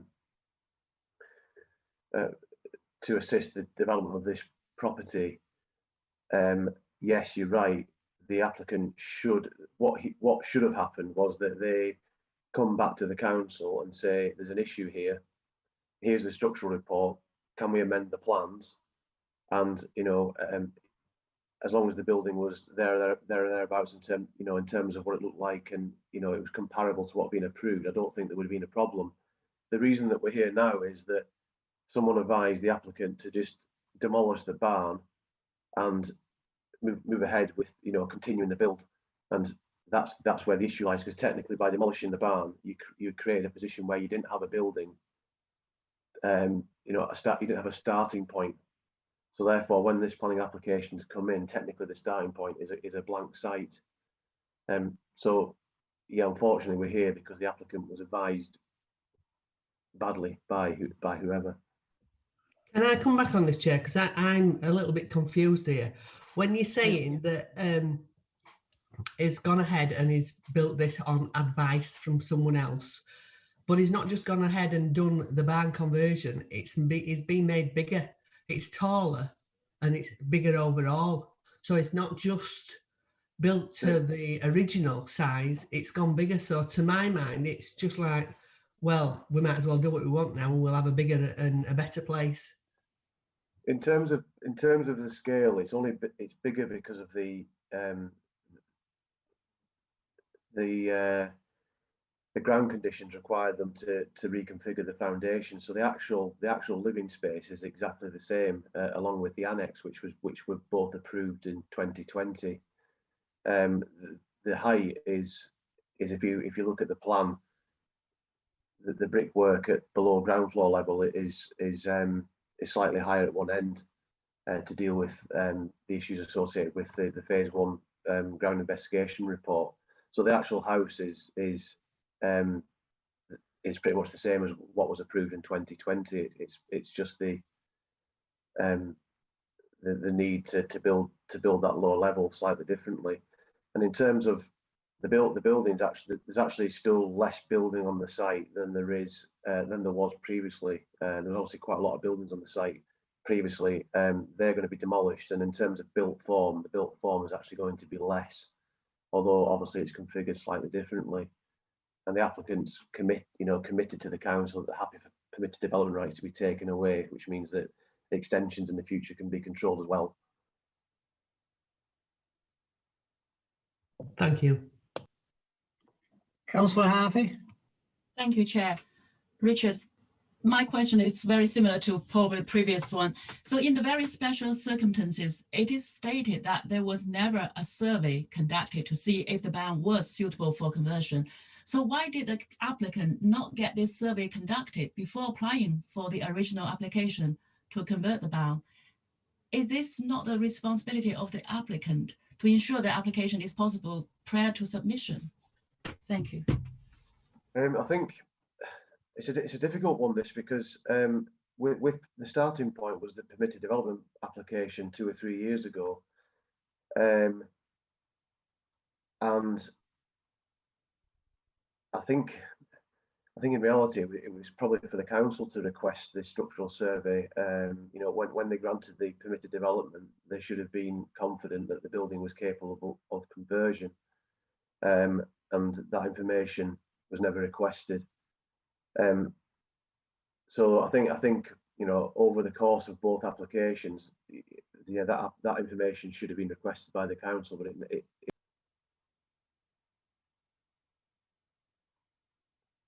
Thank you. Councillor Epstein-Stone. Thank you, Chair. Thank you, Chair. I'm confused with this one as well, because the dimensions, we keep coming back to the dimensions of this property that's half built. And we're on about height and depth of it. And then it's being compared with outbuildings throughout this area of development. Does Richard know the floor area of the new property and that's half built, and the floor area of all the other properties that were on there, sheds, barn or whatever, floor area in square meters? Could he tell us that? Just one sec. I've just got, I'll just confirm that.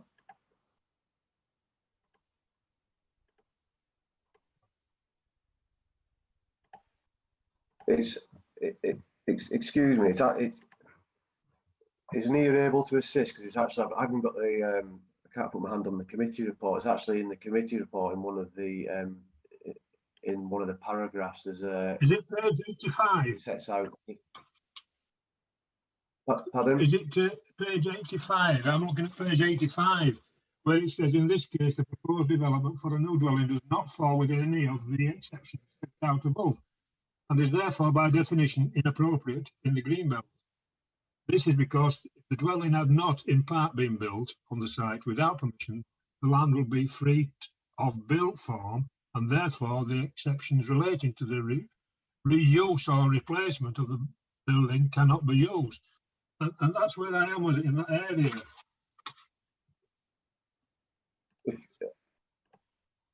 Just have to excuse. I've had the planning report in front of me. I can't put my hand on it now. Oh, here we go. Here we go.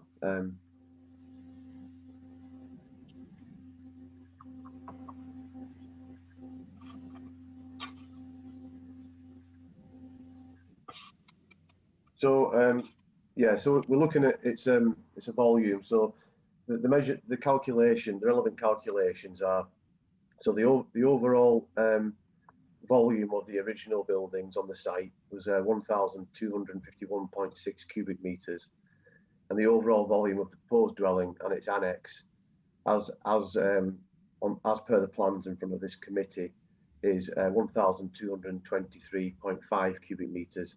So overall, can I just stop you there? You're mentioning cubic meters. That's by volume. I'm on about squared area, floor area, length times breadth. You know, floor area where people walk on. The floor area, as far as I'm aware, is the same. The change in the height is as a result of the amendments to the foundations. The reason we've used cube is that when you're assessing openness, we tend to work in cube because, you know, it's the volume of the buildings on the site. So the case that's made is that there's actually a reduction in built form across the site, and therefore the impact on the openness could be argued is actually less than there is there at the moment. So just for my benefit, if I can just ask another question. So this building and for planning purposes, it's rated on its volume, its capacity, rather than its square meters or square yards area of floor space. Yeah, in terms of assessing the openness, you'll tend to look at the volume calculation. Right. In terms of, you know, built form in a, you know, its impact in the surrounding area. So it's, you know, its height and so on. So that's how it's calculated. It is, yeah, and in this case, there's a reduction of 28 cubic meters compared to what's on the existing site. Thank you. Yeah. Councillor Williams. Thank you, Chair. Just following on from that, I know there's a reduction in cubic capacity, but with the new property, it's all in one place, whereas the previous properties were scattered around the area. So to me, the effect on the openness is more by one big bulky building than half a dozen lower level, smaller buildings. If I could come back on that point, I mean, I understand what you're saying. There's various ways of assessing this.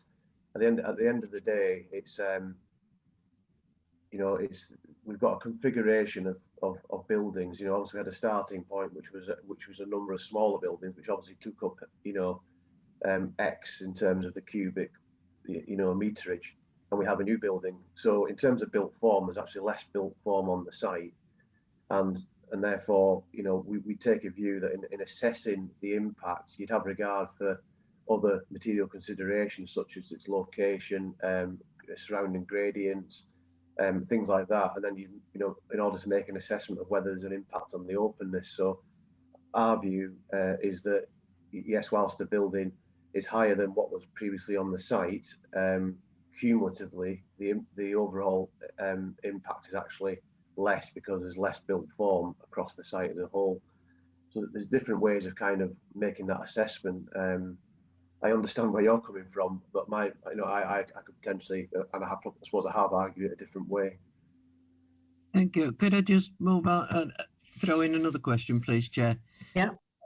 And you say that the applicant took advice from somebody regarding demolition and carrying on building. Do we know who that person was?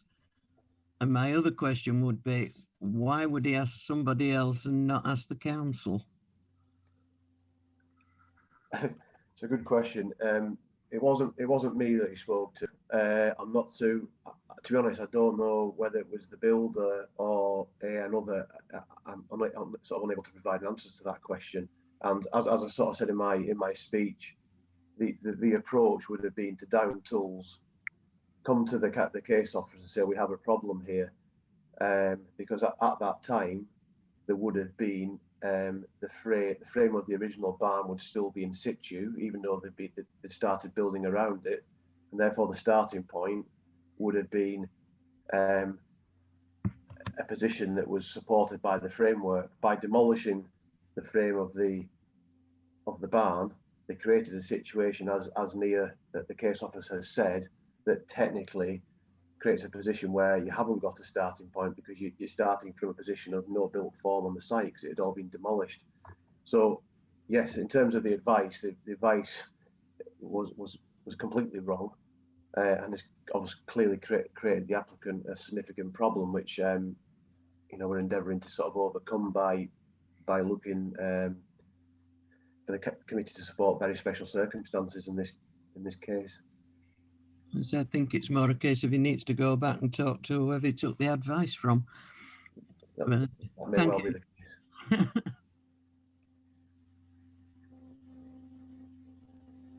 Councillor Blizzard. Thank you, Chair. Just to clarify everything here, we've given permission for this to be built. Bearing in mind, yeah, it's a metre higher than it should be, but the overall building is on the same footprint as such, although it did knock the barn down, but it's still on the same area. We've given permission for it, and yeah, it's all well and good in hindsight, and you know, we've all had things done in his life that we get wrong information on. This is a biggie, but to me, you know, we've given permission to build this. Yeah, he shouldn't have knocked the building down before he clarified it with our planners. But I think it is a genuine mistake. And just to clarify my question then, if you go on to page agenda item 86, nearly at the bottom of the page there, it does tell you about the cubic meters and of everything. So to me, and which is very unlikely for me to be feeling sorry for somebody, I think that, you know, it is a genuine mistake, and it is on the touch just a little bit higher than what we're giving permission for anyway. And I don't know where my question is in that. Sorry, Chair. Yeah, if I could come back on that, in terms of the height, yes, it is technically higher, but the actual, I think, because it's higher by the fact they've had to dig down to incorporate to accommodate the footing. So, you know, yes, whilst it is higher from a ground level, the new ground level, it's comparable in terms of what was originally proposed. Thank you. Any further questions? No? Well, thank you, Richard. Yes, please. Yeah, sorry. Oh, sorry, go on then, Kath. Yeah. What Councillor Bezard just said about it being same size, but when we look at page 80, because I'm a bit dubious about this. It's saying increasing length of the building by approximately 2.6 metres and increasing width of the building by approximately 1.3 metres and the height by a metre. So how can it be same? I don't understand this.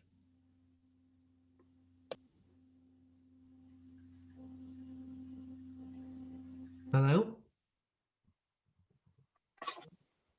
Hello? Hello, sorry, yeah, as far as I'm aware, the dimensions are the actual width and the length are the same. It's the height that's being changed. Well, it says on page 80.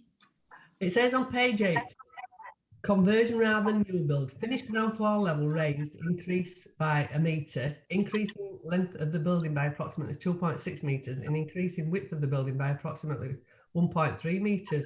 Unless I'm reading it wrong, that makes it bigger. Through you, Chair, Nia Thomas, case officer. Just to clarify the situation for members, the height of the proposed, I'm calling it the proposed dwelling, the item that we're debating today, is approximately 1 metre higher in overall ridge height. In terms of the width of the building, there would be an increase of approximately 1.1 metres. So it's going from a width of 13 metres to a width of approximately 14.1 metres. And then in terms of its length, there is also an additional 2.6 metres for this proposal that members are considering today. Thank you, Chair. Thanks, Nia. Are you okay with that, Councillor Scott? I am, yes, thank you. Okay. Councillor Hutchinson? Thank you, Chair. Yeah, and take a lot of consideration about these outbuildings and how they're compared and what the legislation is with outbuildings with regard to building new on site. And I think the chap has made a mistake, genuine mistake. But I think we're going to get some more of these, there's no doubt about it, in future, as the district expands with development of properties. But I think the chap's made a mistake, and he should have brought it back to the planning committee or to the council for advice. I don't know if you can hear me because my sound's going a bit funny. Chair? I can hear you, Councillor, but I think it's somebody else might have the microphones on. That's why we're getting a lot of feedback.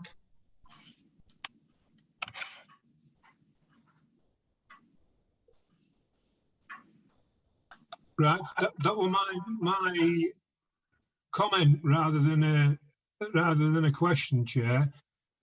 We have had some of these in the past, similar. We're going to get some in the future, and I'm conscious of making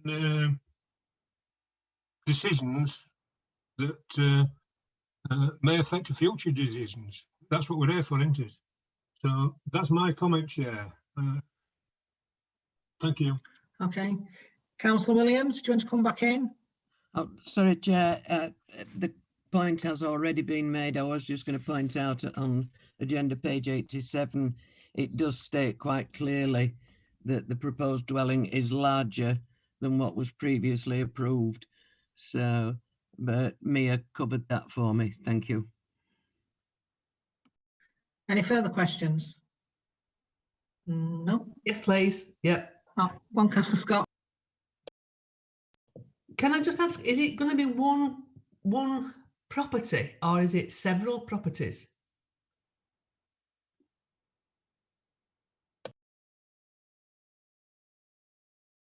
It's just a single Through you, Chair, Nia Thomas, case officer. It's a single dwelling with an attached single-storey annex on the western elevation. Thank you. I'm just a bit confused. It says 8 bedrooms and kitchens. So has it got 8 kitchens as well? Through you, Chair. It's 8 bedrooms in total. So I think it's 6 bedrooms for the proposed dwelling, 2 for the single story annex. And the kitchens was just a general comment that both the annex and the dwelling will have kitchens. Ah, right. Okay. And They won't have 8. Thank Okay, that Councillor Scott. you. Yes, thank you. There are no further questions for Richard? No? Well, thank you, Richard. Our next speaker is Councillor Saunders. Yeah. Councillor, you've got 3 minutes. I'll remind you when you get to 30 seconds. Thank you, Chair. Planning Committee. I'm Ian Sanders, I'm Rural Ward District Councillor, and I speak in support of this planning application. The application before us today follows 2 previous applications which were approved. They would have resulted in 1 dwelling house from converting an agricultural barn, then the demolition of existing agricultural outbuildings to attach an annex to the conversion, all of which was situated within the Greenbelt. Both applications overcoming inappropriate development within the Greenbelt. Both therefore must have carried very special circumstances. Work commenced prior to approval of the application 19-02703-FUL, 3rd of February 2020, and stopped when the structure of the agricultural barn was found structurally insecure and unable to withstand the conversion. The barn and stable was demolished January 2020. Enforcement action was taken and a temporary stop order issued February 2021. John Burton, the applicant, throughout all this has been honest and shown transparency. How many times have we as a committee attended planning site visits to look at application for stables, agricultural outbuilding, builders' yards, knowing full well they would become dwellings in the future? Planning officers have stated Mr. Burton has acted in good faith and not set out to deliberately contravene. Imagine the possible consequences to his family if the barn's insecure structure had not been found and reported. In my opinion, Mr. Burton wants commending for his actions and should be helped to overcome these technicalities to complete his project. The present application now has the title of new build instead of conversion. I fail to pick out any part of a barn viewable in any application and defy anyone to change my mind that this application by far improves the Greenbelt than what it would replace, unused derelict buildings. I am usually the first to fight the case, the cause in retaining Greenbelt. On this occasion, in my mind, the previous application successfully overcome all objections. As a district councillor, I am usually guided by my residents. There are approximately 100 dwellings in Woolley Village, where the residents are extremely vocal when it comes to protecting the Greenbelt. 30 seconds. During a recent planning application in Woolley Village, I received 93 objections, as did the planning department. For this planning application that we are presently debating, I received nil. I'm asking for this application to be approved. Thank you, Madam Chair. Thank you, Councillor. Are there any questions for Councillor Saunders?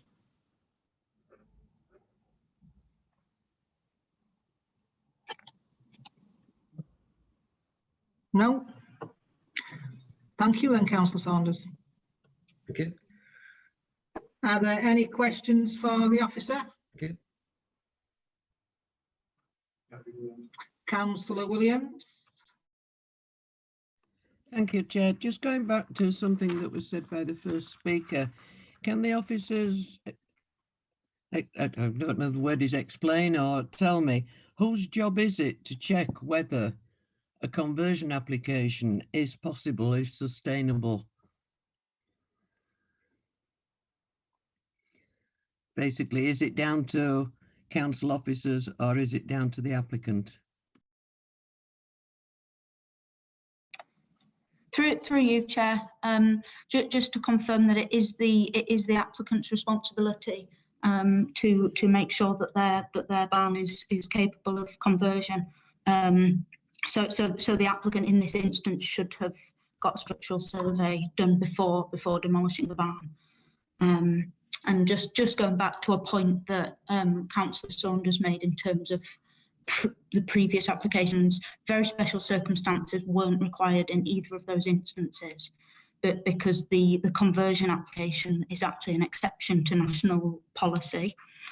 So the conversion of buildings can be acceptable in the Greenbelt, whereas in this case we are looking at a new build dwelling on open land. So that's kind of the new policy stance. And therefore the very special circumstances are being debated. Greater impact on the openness of the green belt than the existing development, or not cause substantial harm to the openness of the green belt, where the development would reuse previously developed land and contribute to meeting an identified affordable housing need within the area of the local planning authority. Now, is this something which has had it? Can it be fairly subjective in terms of how it can be interpreted? Because you look at the piece of land, you look at what's been on there, and you look at what's being proposed, and in many respects, does it sort of tidy up what has previously been there, or is it taking things a little bit too far? This is a sort of question because there's fors and against this planning application, and I can see both sides. But then it so when I was reading through, this is what I came across, and so it depends on how strict that particular section is. Thanks, Chair.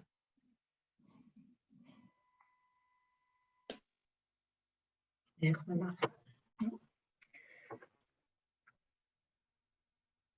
Any further questions? Are you coming back on that one, Nia?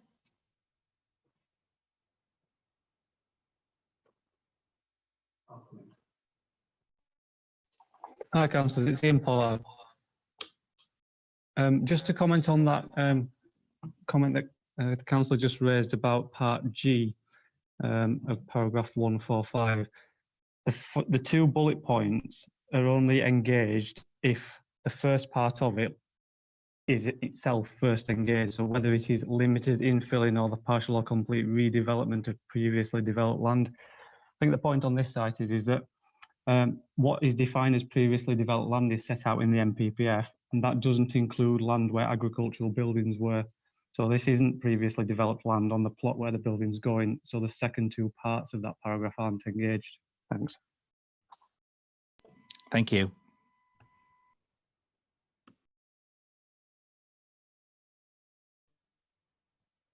Are you okay with that, Councillor Jones? Yes, thanks, Chair.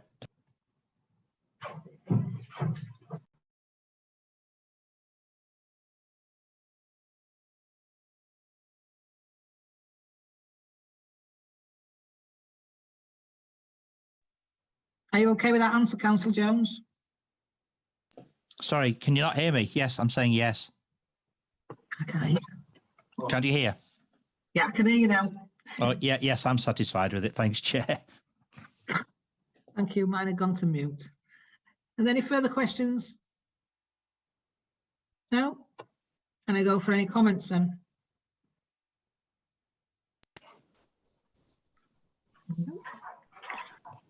No comments? Right, then we'll go to the vote.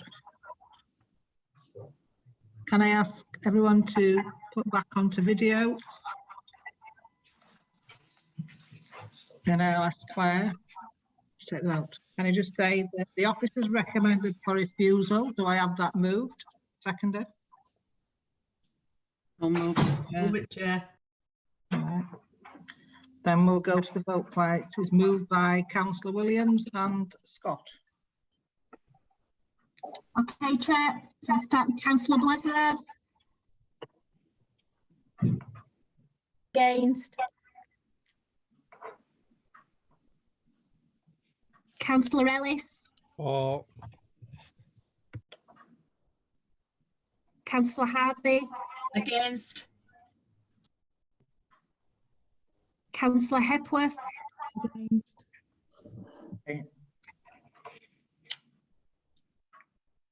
sorry, could you repeat that, Councillor Hepworth? Against. Thank you. Welcome. Councillor Jones, Against. Councillor Scott, For. Councillor Tennant-King, Against. Councillor Wallace,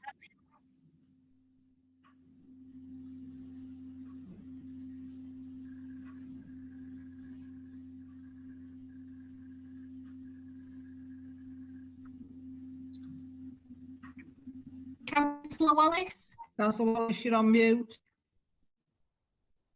Councillor Wallace, you're on mute. For. Councillor Williams, For. Councillor Heptinstall, Yes. Councillor Pickin, Against. Against.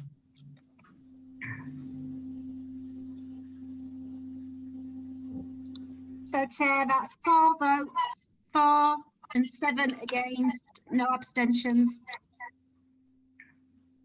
So Chair, now you need a motion for, yeah, sorry. I can see from your body language that you understand what I'm saying. We're just about to let me unmute myself then, Kevin. Thank you. Thank you. So that has failed. So can I have a motion from the floor, please? Move for approval, Chair. Second, Chair.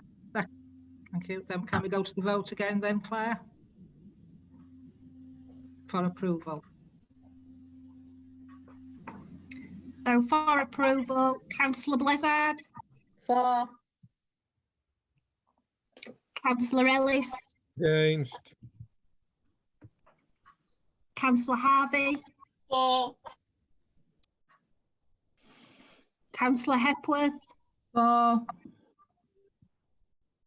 Councillor Jones, For. Councillor Scott, Against. Councillor Tennant-King, For. Councillor Wallace,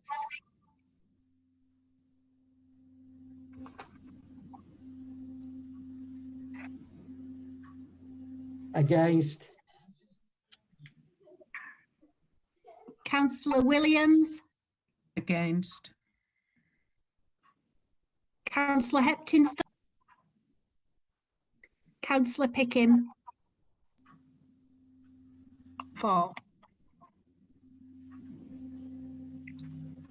For. so Chair, that's 7 votes for refusal, for approval, and 4 against, no abstentions.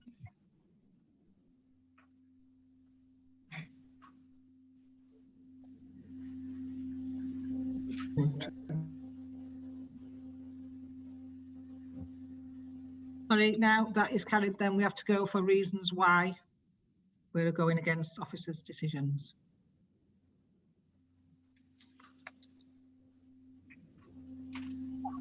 Can I just jump in, Yeah. Chair, as planning solicitor? Yes, you're right.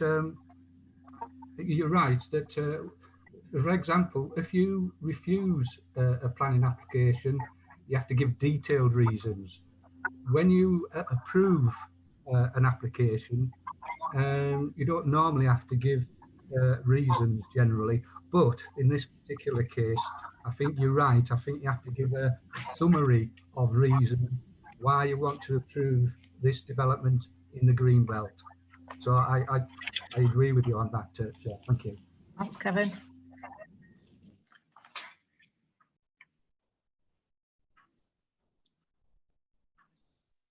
Chair, shall I kick off? Yes, Councillor Azad. Yeah.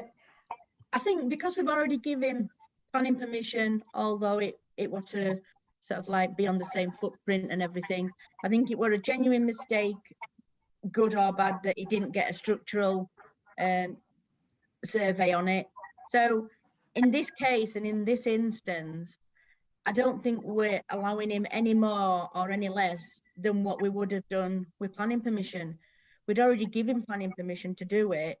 And to me, it seems like a genuine mistake. When they've gone into the footings of the steel structure, it hadn't been right. So that's why I've, been lenient and said, yeah, I agree with it.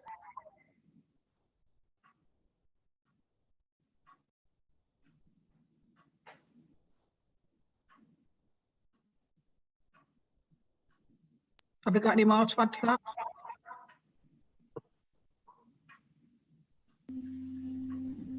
In support of that, there has been mistakes made.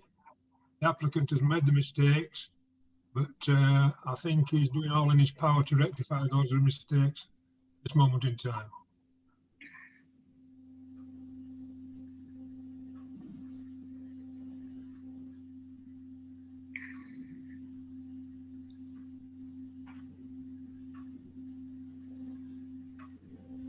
Hi, councillors.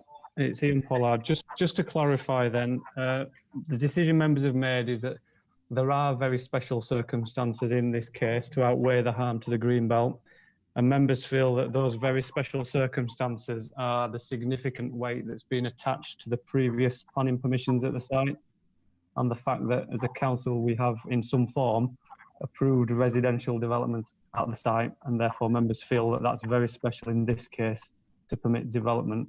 Is that a correct interpretation of members' position, please? Yes, Ian, that's very good for me. Thank you. And me, Ian. Yes, for me as well. Thank you. Thanks, councillors. Right, then that is carried. Can I just say thank you ever so much, everybody, for the contribution today. I know it's been another long one, but we haven't had many. Can I just ask Gregor to switch off the live feed?